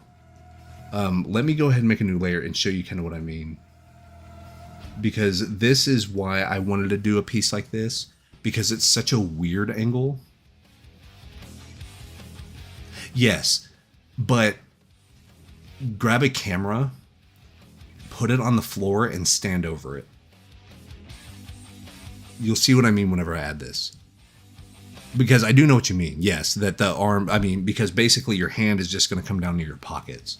Like maybe a little further, like on the middle of your thigh for the anatomy side of it. But the way this works, if anything, I could make this shorter, like this arm part shorter, and then get rid of this. I think this also hurts it. The fact that I have the rim light once again. So once again, the rim light might actually be causing a weird thing to happen. So really what this needs to be like this.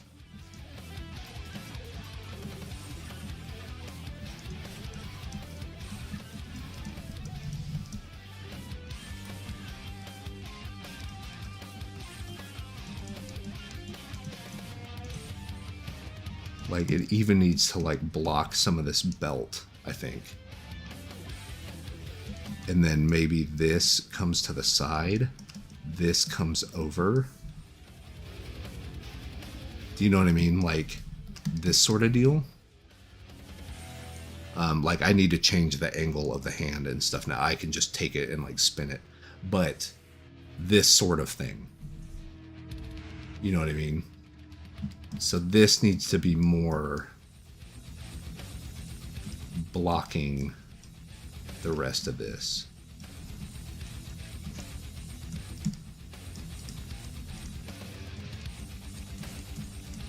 And maybe that is what...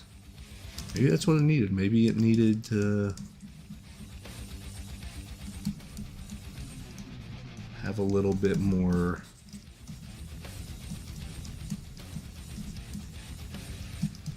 See, it also pulls the the white out from the bottom of the canvas. That's funny.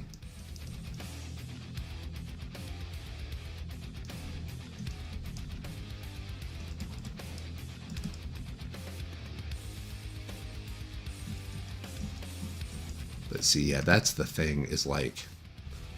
And then I probably need to take it into Photoshop with a brush that I know exactly how to control, instead of the stuff within here. Because, like, this angle...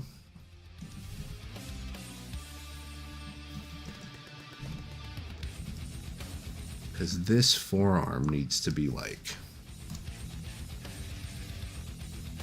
You know, let me just do an acrylic. Acrylic...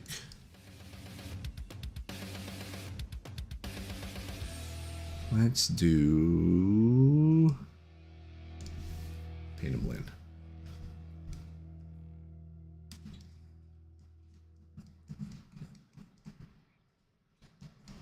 Because it's like that sort of deal. And if I maybe like lower, you know. So that's why you usually stay away from perspectives like this, because they are not easy. If anything, what I could do, yeah, I could literally just, if I go into Photoshop real quick, I just cut this arm out and move it up to where now this, basically we would move the blade up to about here. And then it might make for a stronger silhouette, because we would be able to see the hand, this, and maybe the entire forearm right here. The only thing we would lose is this triangle, which is kind of a big deal. So it's going to change the silhouette.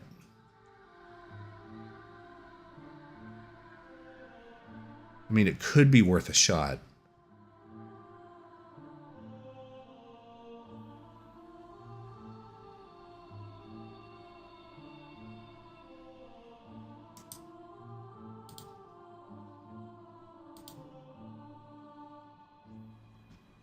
You know, because you have that forearm and stuff, and then, because really the forearm, if the way he's holding the knife is like that, the forearm might even be out in front of the body anyway, but yet you're going to lose a lot of the arm stuff. So really what it is, here's what I'll do. I'll save this as a PSD real quick with all the layers. We'll open it in Photoshop and tug around with it.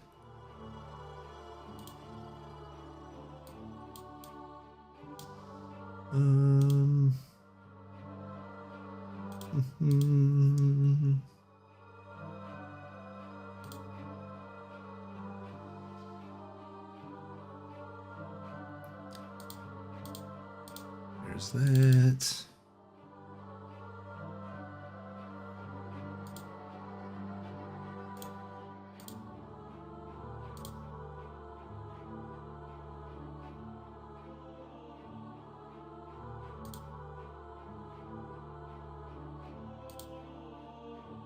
Okay.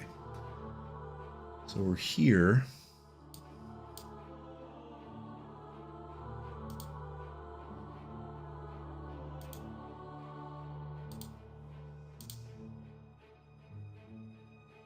Here's what I'm going to do.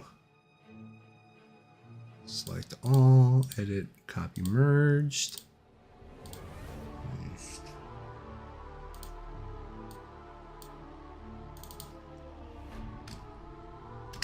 Actually, that's fine. Let me call this.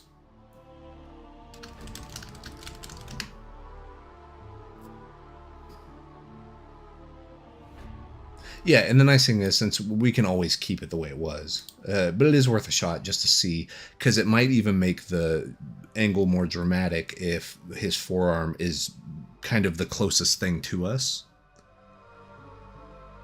Because technically it would be, right? Besides, I mean, unless the robe was like literally draping over the camera lens. So what you can do, stuff like this is definitely worth a shot, because if you can't test this, then, you know, then like, what are you doing?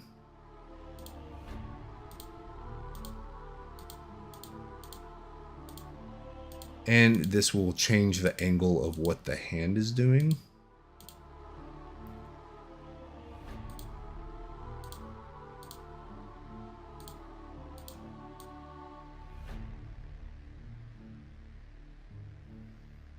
I feel like...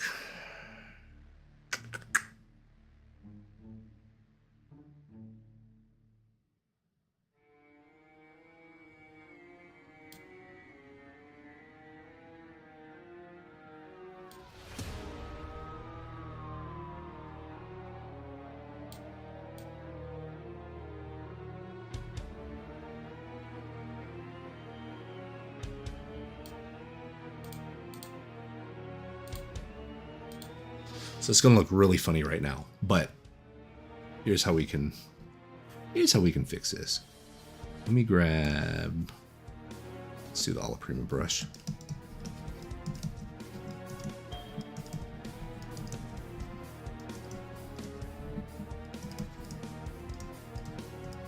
And what's nice, if we need to, we can always like bring it back into Painter, and you know, because there's no real brushes that work like those Sargent brushes, sadly.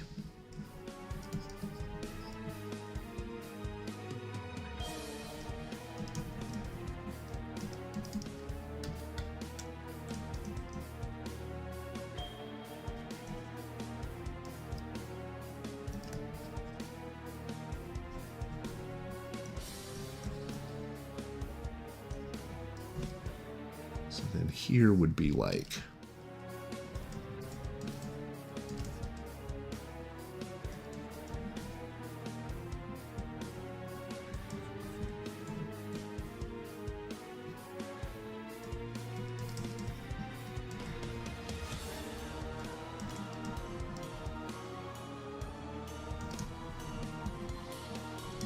as if his body is kind of that sort of shape.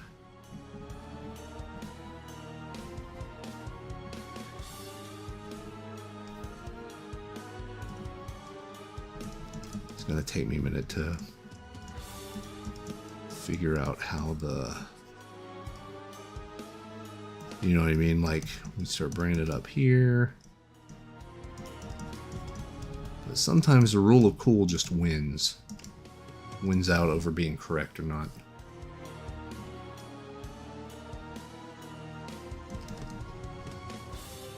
And then like,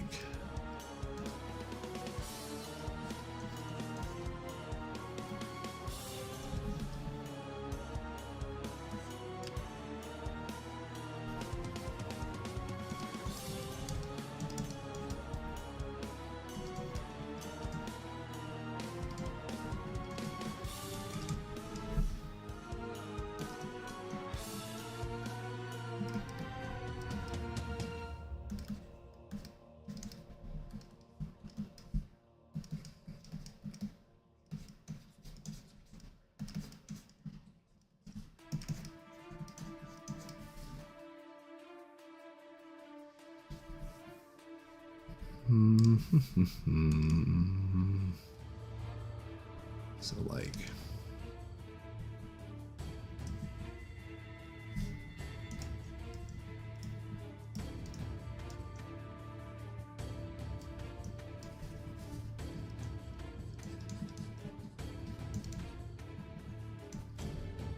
there's elbow.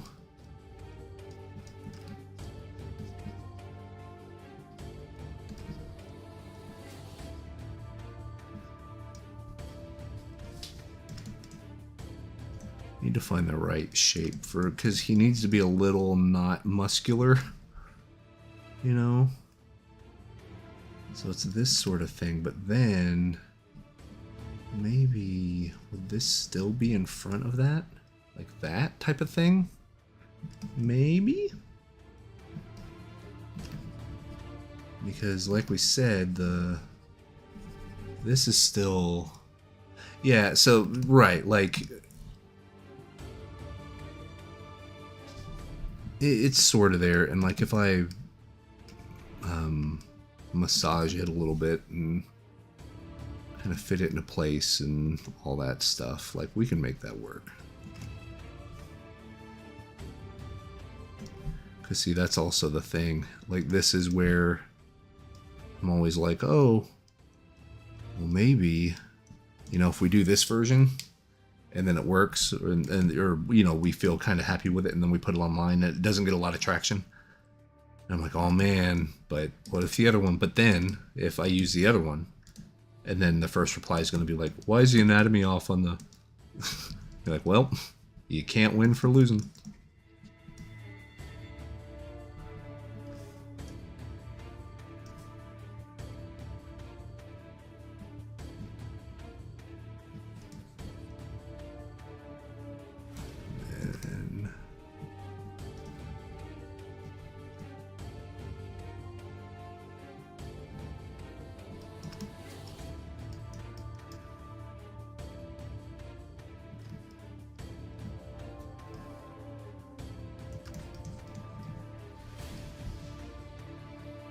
Yeah, I mean, that's true.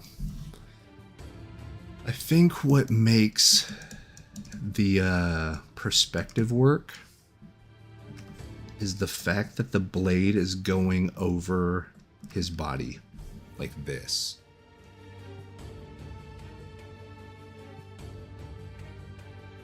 Yeah, the only thing is the because if I flare his arm out, do you mean like elbow out this way? So like arm would be like this, and then let's see, arm would be out away from his body. What would that be? His arm would be out here, here.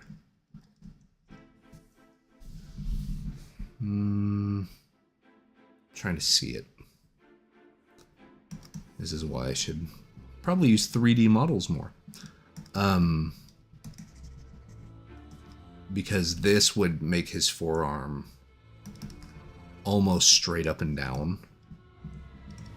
Because if the arm has to come here, here, the forearm still has to be here. Arms here.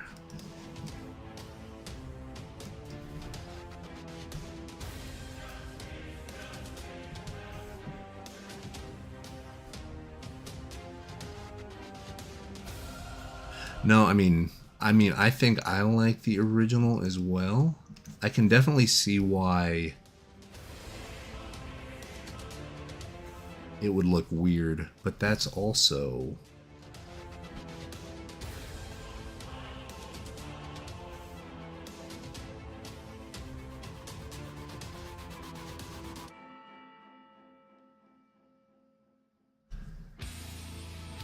here. Let's try this.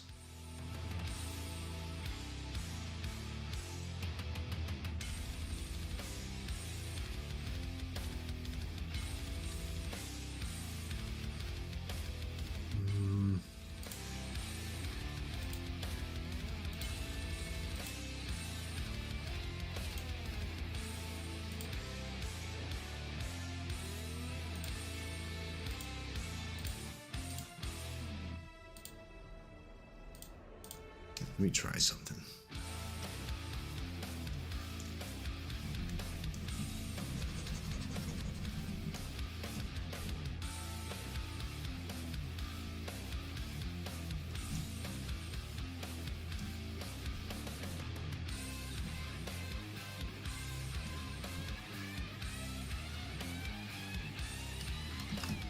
Wondering if I can do the best of both worlds.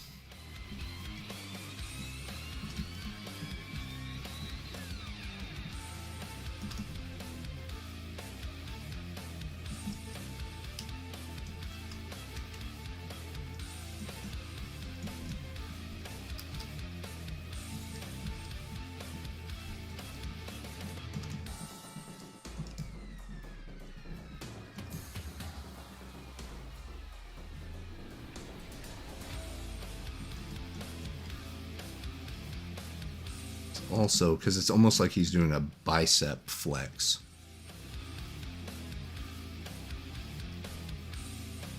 Because like his arm is now, he's like essentially pumping iron, and the iron is a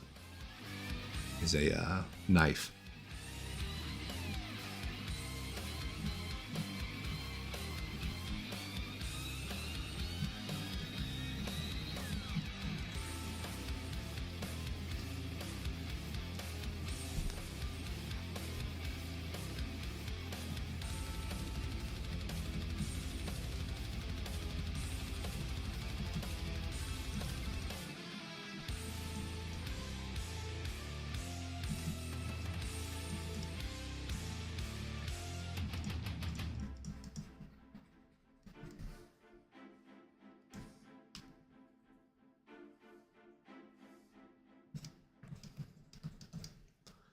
See, but I also need to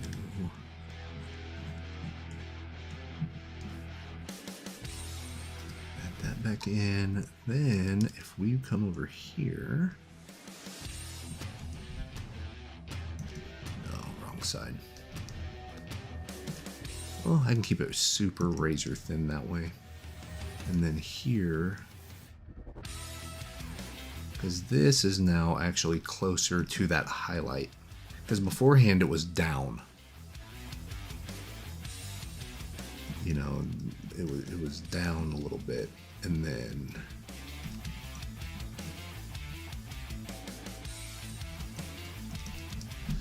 this way it's still a little up.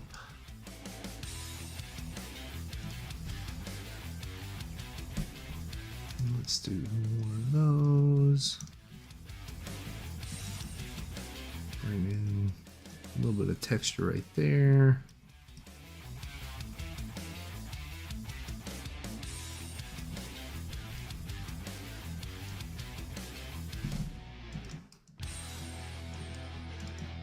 So that needs to curve a little more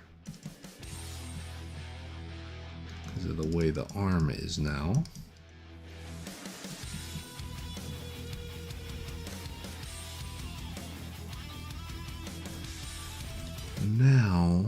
Now here I think is where I use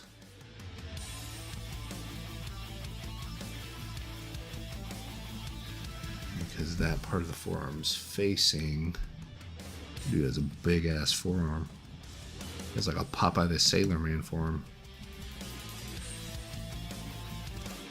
And then we don't use rim light for his arm. Does that work? His arm is like this. This is flaring out and up like that. We do not use the rim light.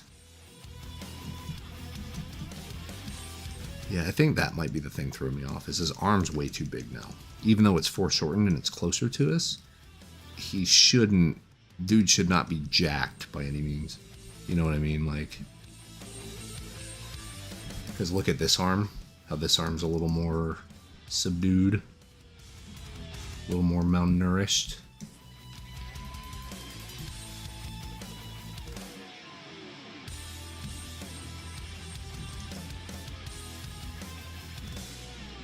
Yeah, maybe he's like really gripping the knife now. You know what I mean? Like he's really doing the thing. Yeah, I mean, I would say so. I would say the focal point's probably the face now instead of the blade.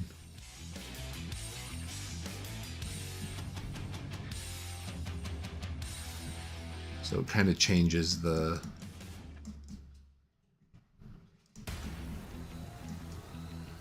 overall. I would say the face is, because the face has the most kind of going on, and because the knife is now created to like frame the face, because you have this curve right here coming down, and then you have this other curve, so it's almost like two moons. Think of it like, here's another moon right here, and there's a moon right there. Now your face is framed in between the two circles. Because beforehand, I would say the knife is the focal point because it's far enough away from everything else. And it's that bright saturated red that like it's the first thing you're drawn to. Everything else works, but it's almost like it's two paintings, because you have the top up here, which you have your silhouette of the arm, you have your, you know, this right here. But then you also have here. Like, it's almost like a line right across where that belt is. You know.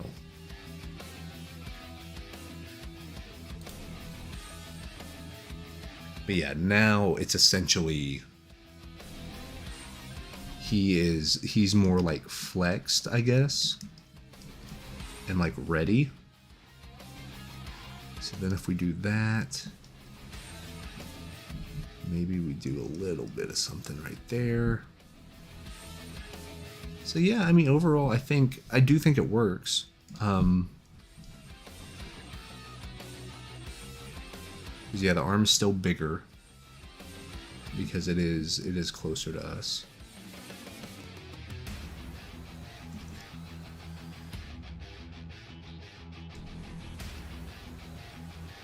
Actually, we can reevaluate. Let's look at this. Let's go ahead. Let's get that red. And let's cherry this red out. Like race car cherry red. And see what happens.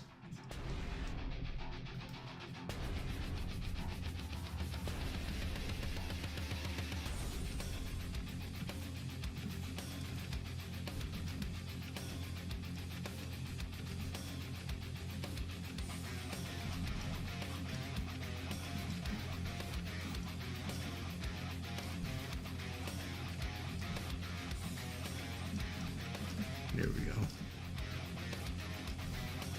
Get rid of anything that could be distinguishing as a tangent around here. Really lock in this silhouette, you know?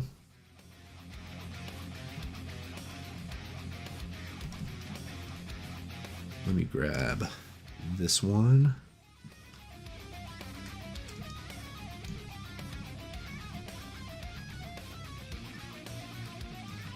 Got some texture here.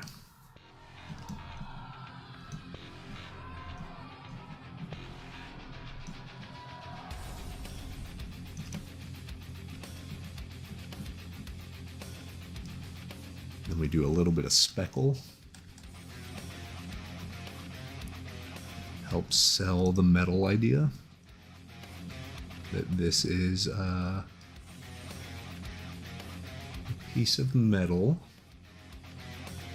What is it called? A bangle? Is that right?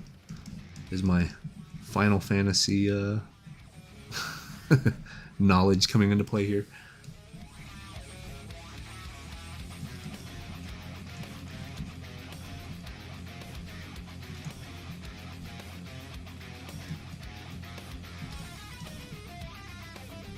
Maybe like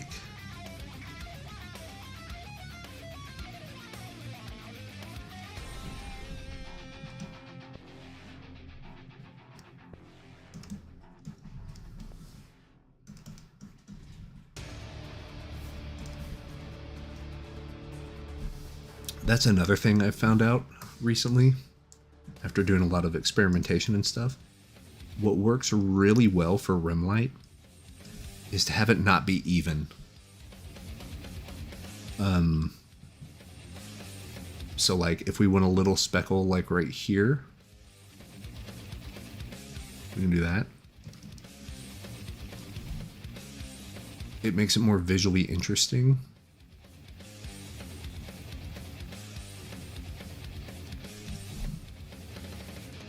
If it's not uniform all the way through.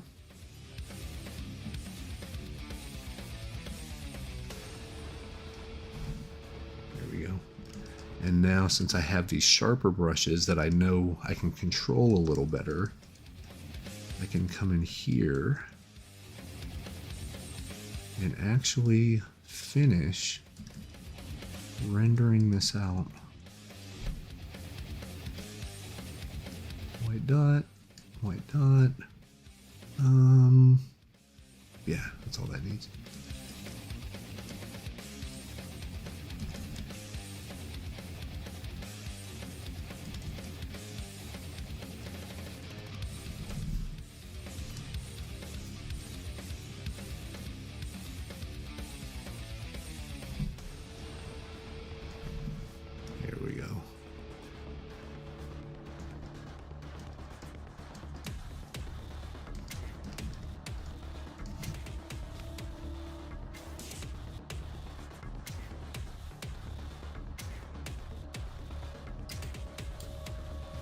Maybe I should shorten this a little bit. Yeah, good call on the arm being a little out of whack. I mean, because I mean, it definitely was. Like looking at this one, I do think this makes more logical sense. I think this is it's a better piece. Because it actually like holds up under the scrutiny of it. Because this is more of a stylized thing. I need to actually, let me, where would the form be? I'm looking at my own forum right now. So actually, I think I had it kind of in reverse. So if this comes down more straight, like that, this can be there, and then this is where it flares out, right?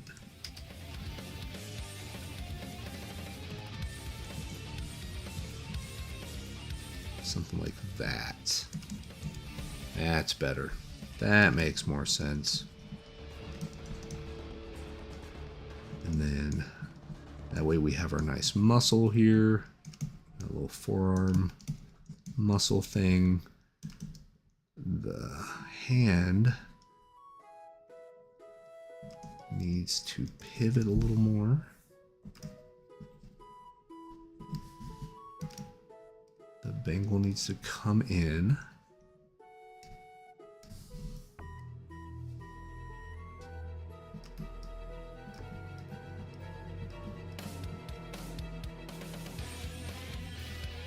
There we go. Just a little bit of something, something for, and then that, come in there.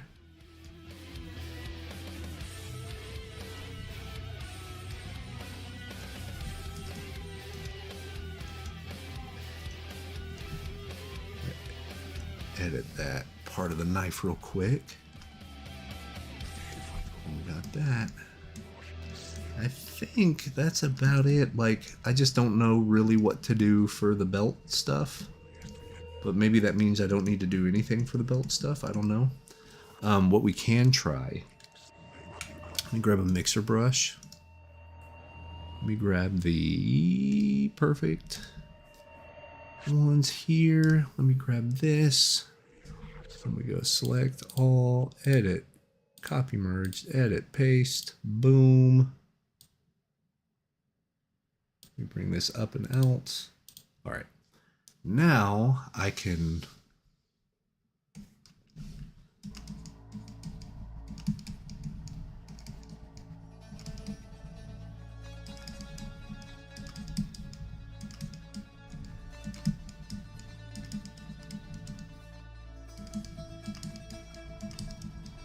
do all my fun painterly smudge stuff.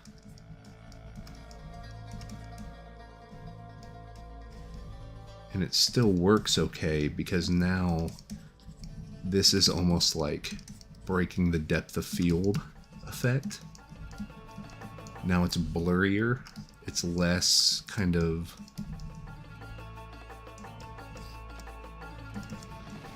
in focus.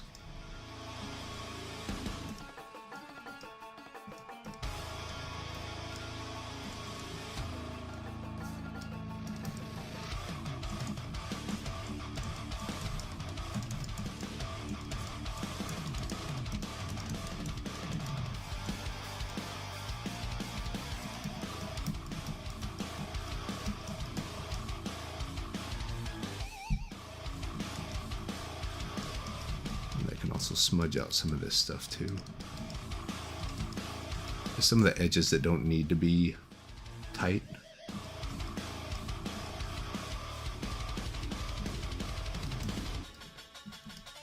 Because remember, slightly blurry painting always, or like smudged edge painting is always a little more interesting than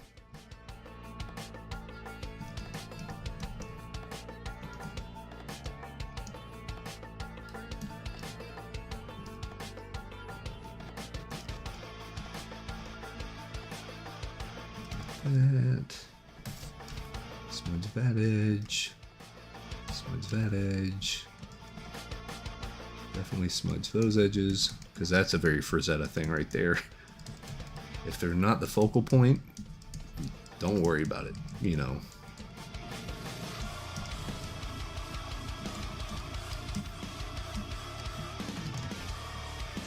Like I said, like these work really well.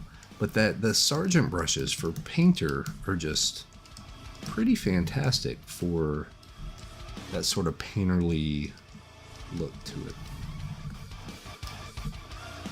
Do a little smudgy there. There we go. Let's also do a little smudgy here. There we go. We can bridge these two together, because that lets our face look more focused, because the stuff around it is blurrier now. It's more smudged edges rather than, you know, something like that.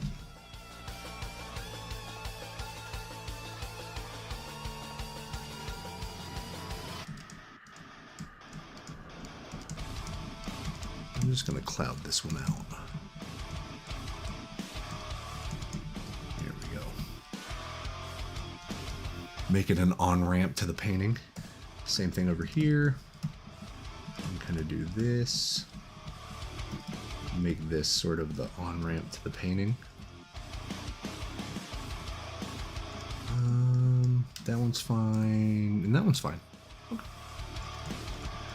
Yeah, lately what I've been doing is around the edges, I've been kind of vignetting to make sure there's no real discernible brush strokes or anything, just kind of smudging everything out and blender brush and mixer brush and all that, because it allows the viewer a little bit of time to like get into the painting. Same thing here. That's why like right around here, I'm not gonna have a whole lot of like highly rendered stuff right around the edge, because I think it's actually worse for the viewer. But the closer you get to the middle, the closer you get to this focal point, the sharper everything becomes. It makes the viewer look where they need to look. Does that make sense? Like, you're telling them, like, hey y'all, look right here.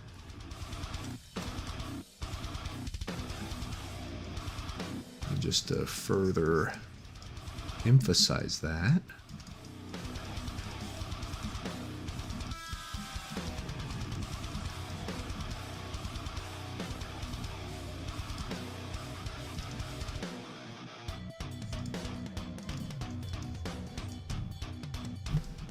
go ahead and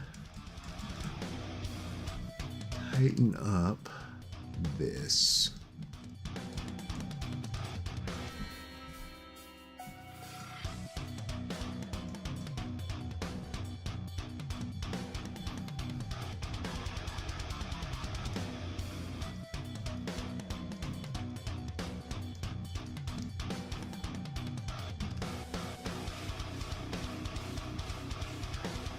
Slightly smooth that out, but I don't want to take it too far away from being sharp.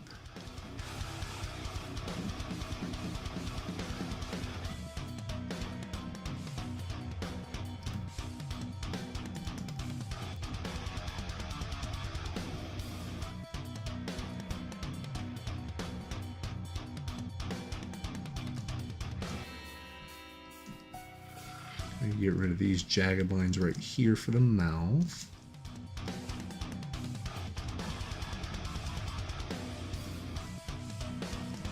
Bring this up so it goes towards there again. Make these cheeks a little deeper, right? Actually, let me get rid of that one. Just bring a little more form to the face. Even though it's a weird angle, I feel like it does need a little more form to the face, but this chin, I'll tell you what, guys, this chin shape took me forever to figure out. Because, like, I wanted to do, like, oh, a round chin, and that just doesn't work.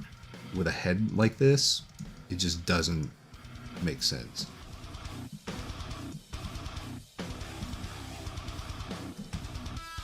So I just did the whole face mask thing, because our face is ironically a face mask on. Let's see, and I can maybe make that a little brighter, but that's about it. It is kind of a mask shape on our face.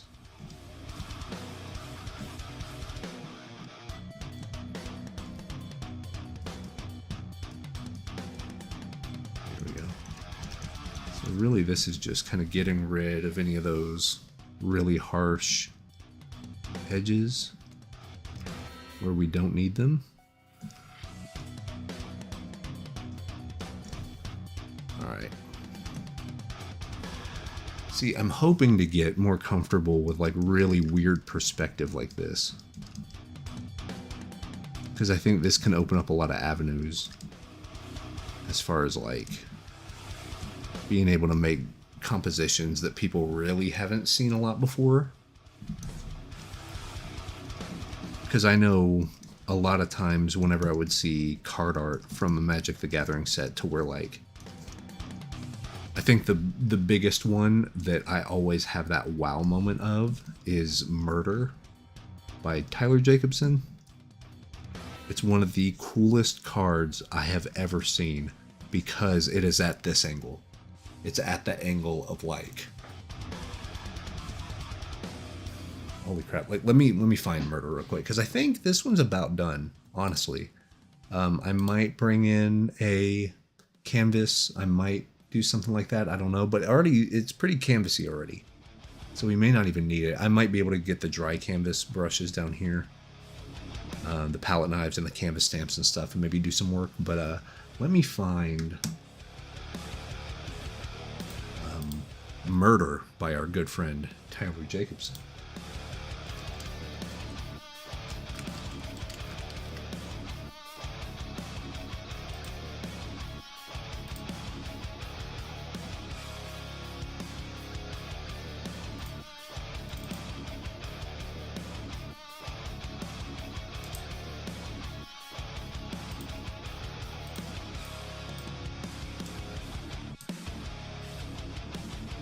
There it is. So here's mine. So like the first time I saw this card, I was like, what? Like, what a genius freaking thing. But see what I mean? Even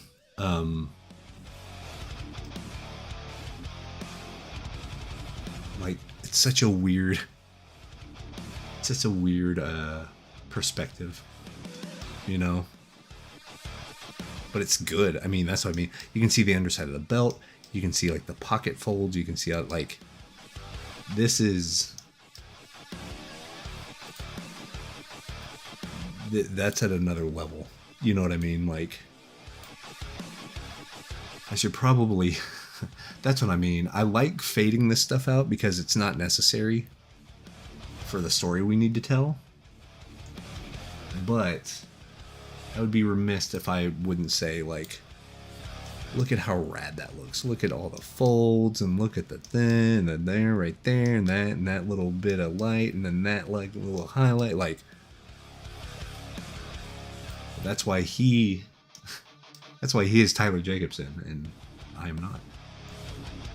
And I mean, what we could try, I don't know if it's too much, but we could do a little bit of a airbrush sort of glow. And it could be a glow, like a blue glow. And if we come to color dodge, make this a little bigger. We could do something like this.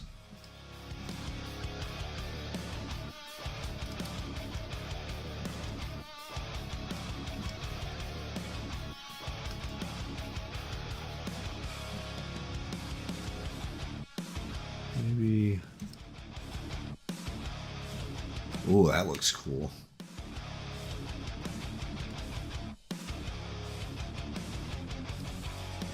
That purple. And then that way, if I have a little underlight of a purple right there. And maybe like bottom of the hand, bottom of the arm, side, side. So we can either do something like that.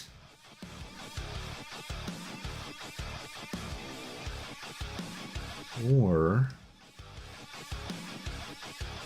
we just do the very basic red glow.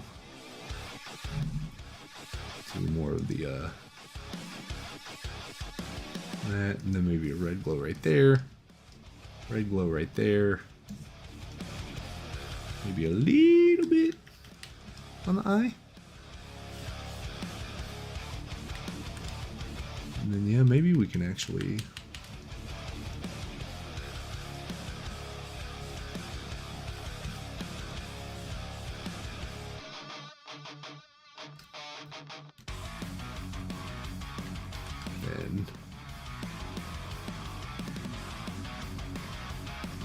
right there.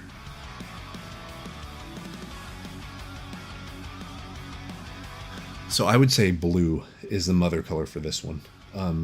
This is actually way more blue than it is red. The whole piece is just... So like, this works well because the moonlight light would actually be more of a blue color. Even though red is kind of our motif, right? Yeah, and I guess technically I could add both. That doesn't look bad, actually, having both. It does make it pop a little more. Yeah, that kind of works. What I probably should do, is that my red right there? Okay. What I probably should do, actually,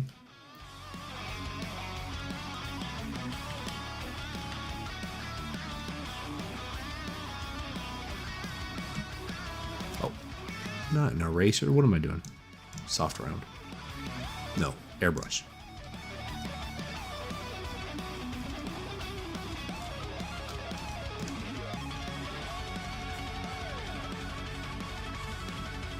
Not that intense, maybe.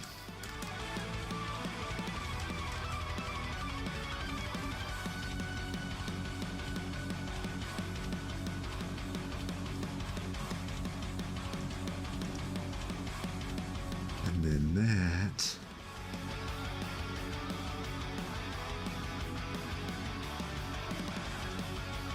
We do a more hit of a red right there. Few of these, few of those. If I come down here, that blue hit, blue hit under the knife, blue hit under the, oh yeah.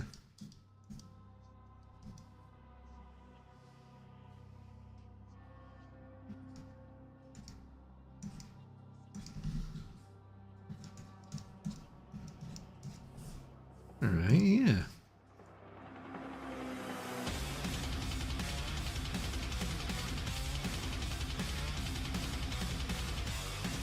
See, that now it feels like a Magic the Gathering card. Like, because beforehand we had it here, and that, I mean, that's cool. This is more like realistic, you know. I feel like this is more, this would be a shot from a horror movie type thing. But then once you add this, you just magic carded that one up, you know. Because like, look at the color dodge here. This one's actually kind of subtle. It's more of the white, and then he just went over top here, and then bam, there's your moneymaker right there. The same thing here too. Really good looking light. So yeah, I think this one's a wrap. I think that would be it. And see, we did all this bells and whistles and stuff. Still probably my favorite part of this painting, if I were to just look at it, is like these brush strokes up here. The stuff I did hours and hours ago. But I like the fact that some of the brush strokes go over the canvas, some of them don't. Some of it looks like it bleeds into it, you know.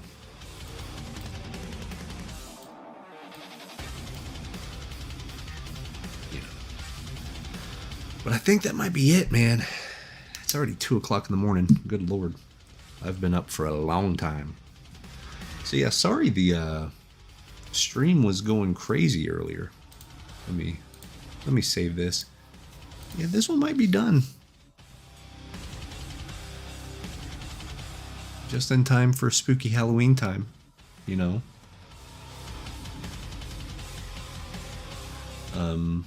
But yeah. That'll do it.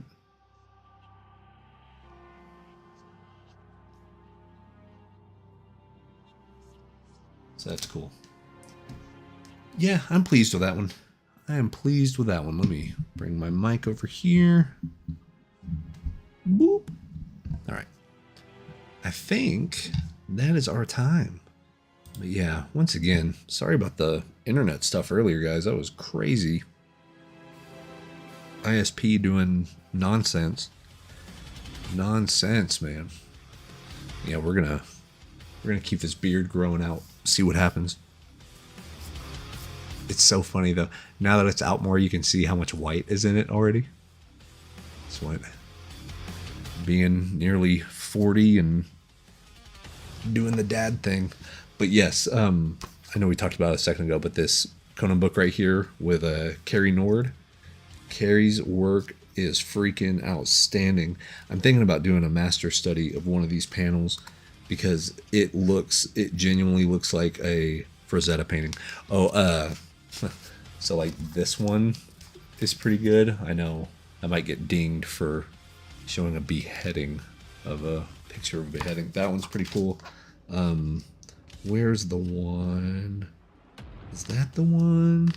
There is one in here that I was like, oh, that's a Frazetta through and through. I think it was that one. I think it was well, that's one too. But this one. Yeah, I need to glue this together. Oh man. Yeah, it's a oh man. I'll glue it. That's fine.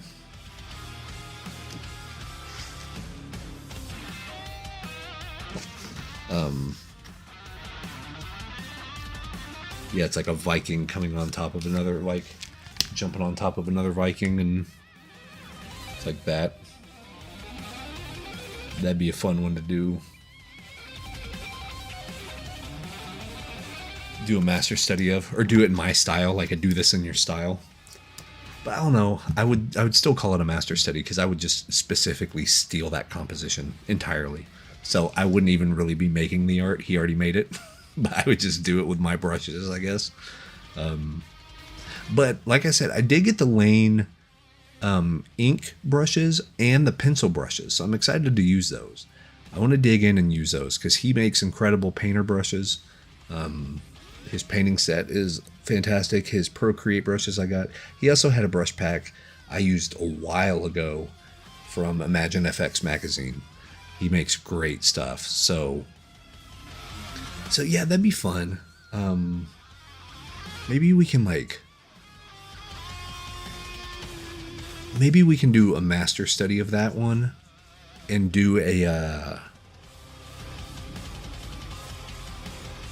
because I'd like to do a long form one, like a long form deal. But it's using somebody else's art is the thing. And like it is a master study and they would get full credit and all that stuff. I just don't know how feasible that would be as far as like, I don't know. I feel weird about it. Because like even on my having fun with master studies, we studied Frazetta and then I made my own like Thor picture.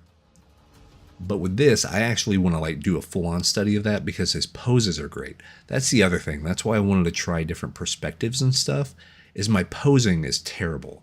Posing in my characters is like non-existent. They're all standing like this, like this, like this, or like that. Like it's all very like, very up and down sort of stuff. And I mean, this guy, you know, had his arm out like this and then he has his hand out, so he's still just kind of standing there.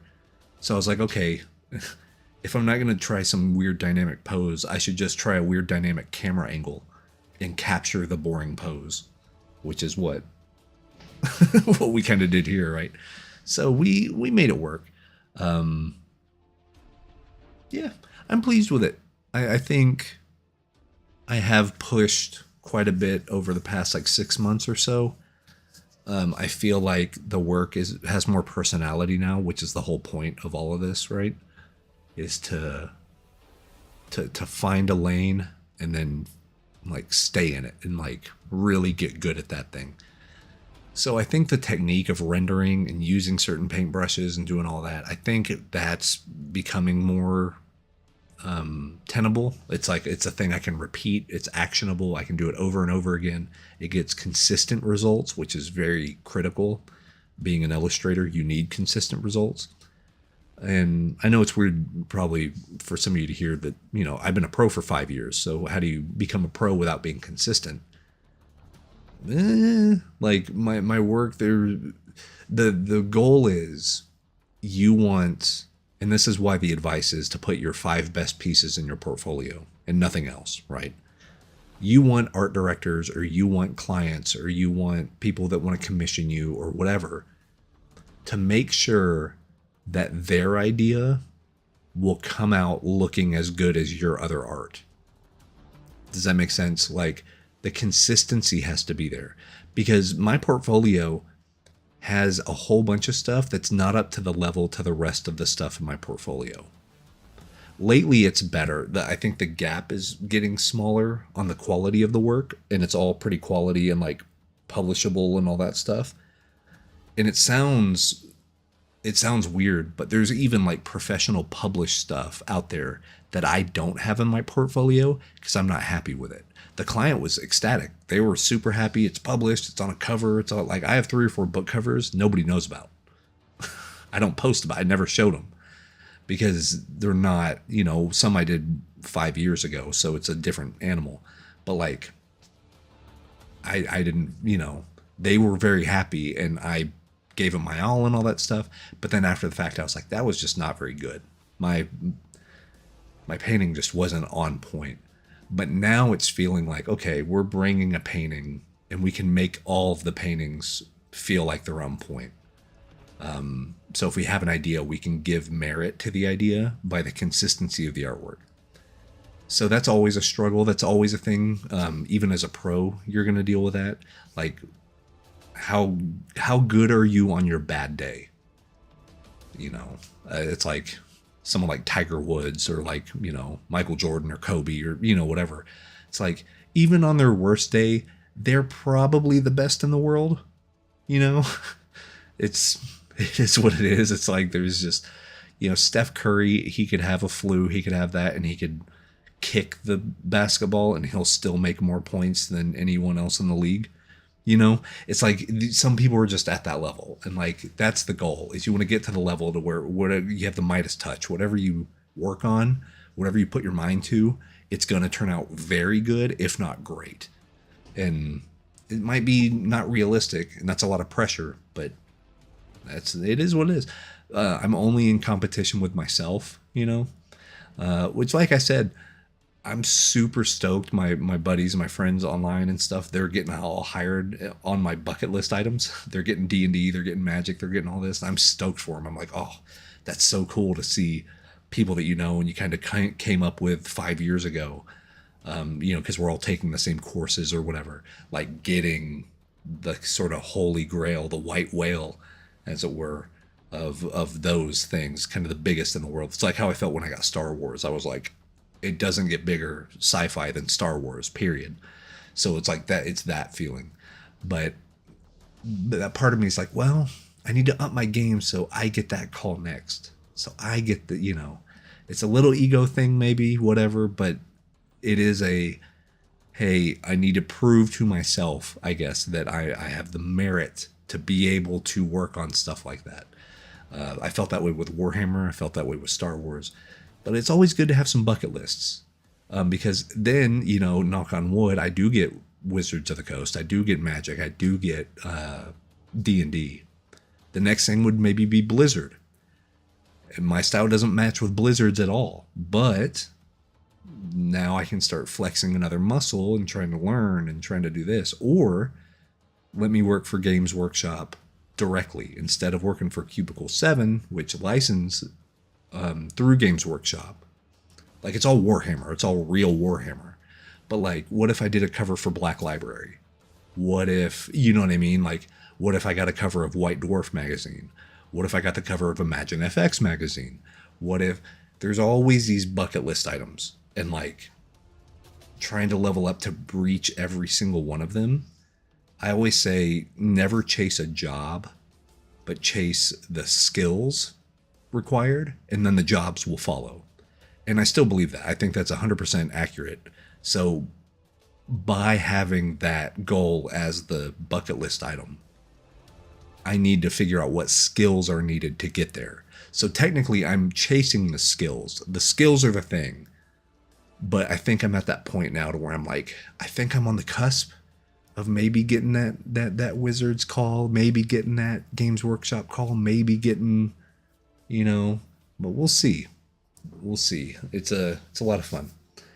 But that's it. That's it for me for tonight. Yeah, it's 2:15. I've been blabbering. Yeah.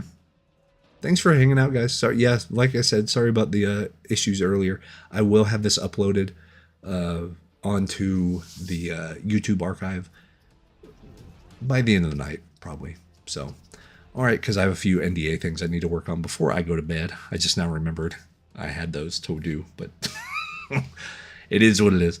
All right, guys. You guys take care. I will see you on Saturday night. And I do think Saturday night, we're either going to sketch a little bit or we're going to do the 3D stuff that we were going to do for the comic book cover. We'll do that 3D. We'll build it. We'll take some images. We'll try to get it graphed inside of the comic book cover composition we already have. And then you can see how I make 3D blockouts look just like painting. Like, it's not, almost like we never had 3D at all. All right. So, yeah, that's my time. Thanks for hanging out. I will talk to you all very, very soon. You guys take care. Peace.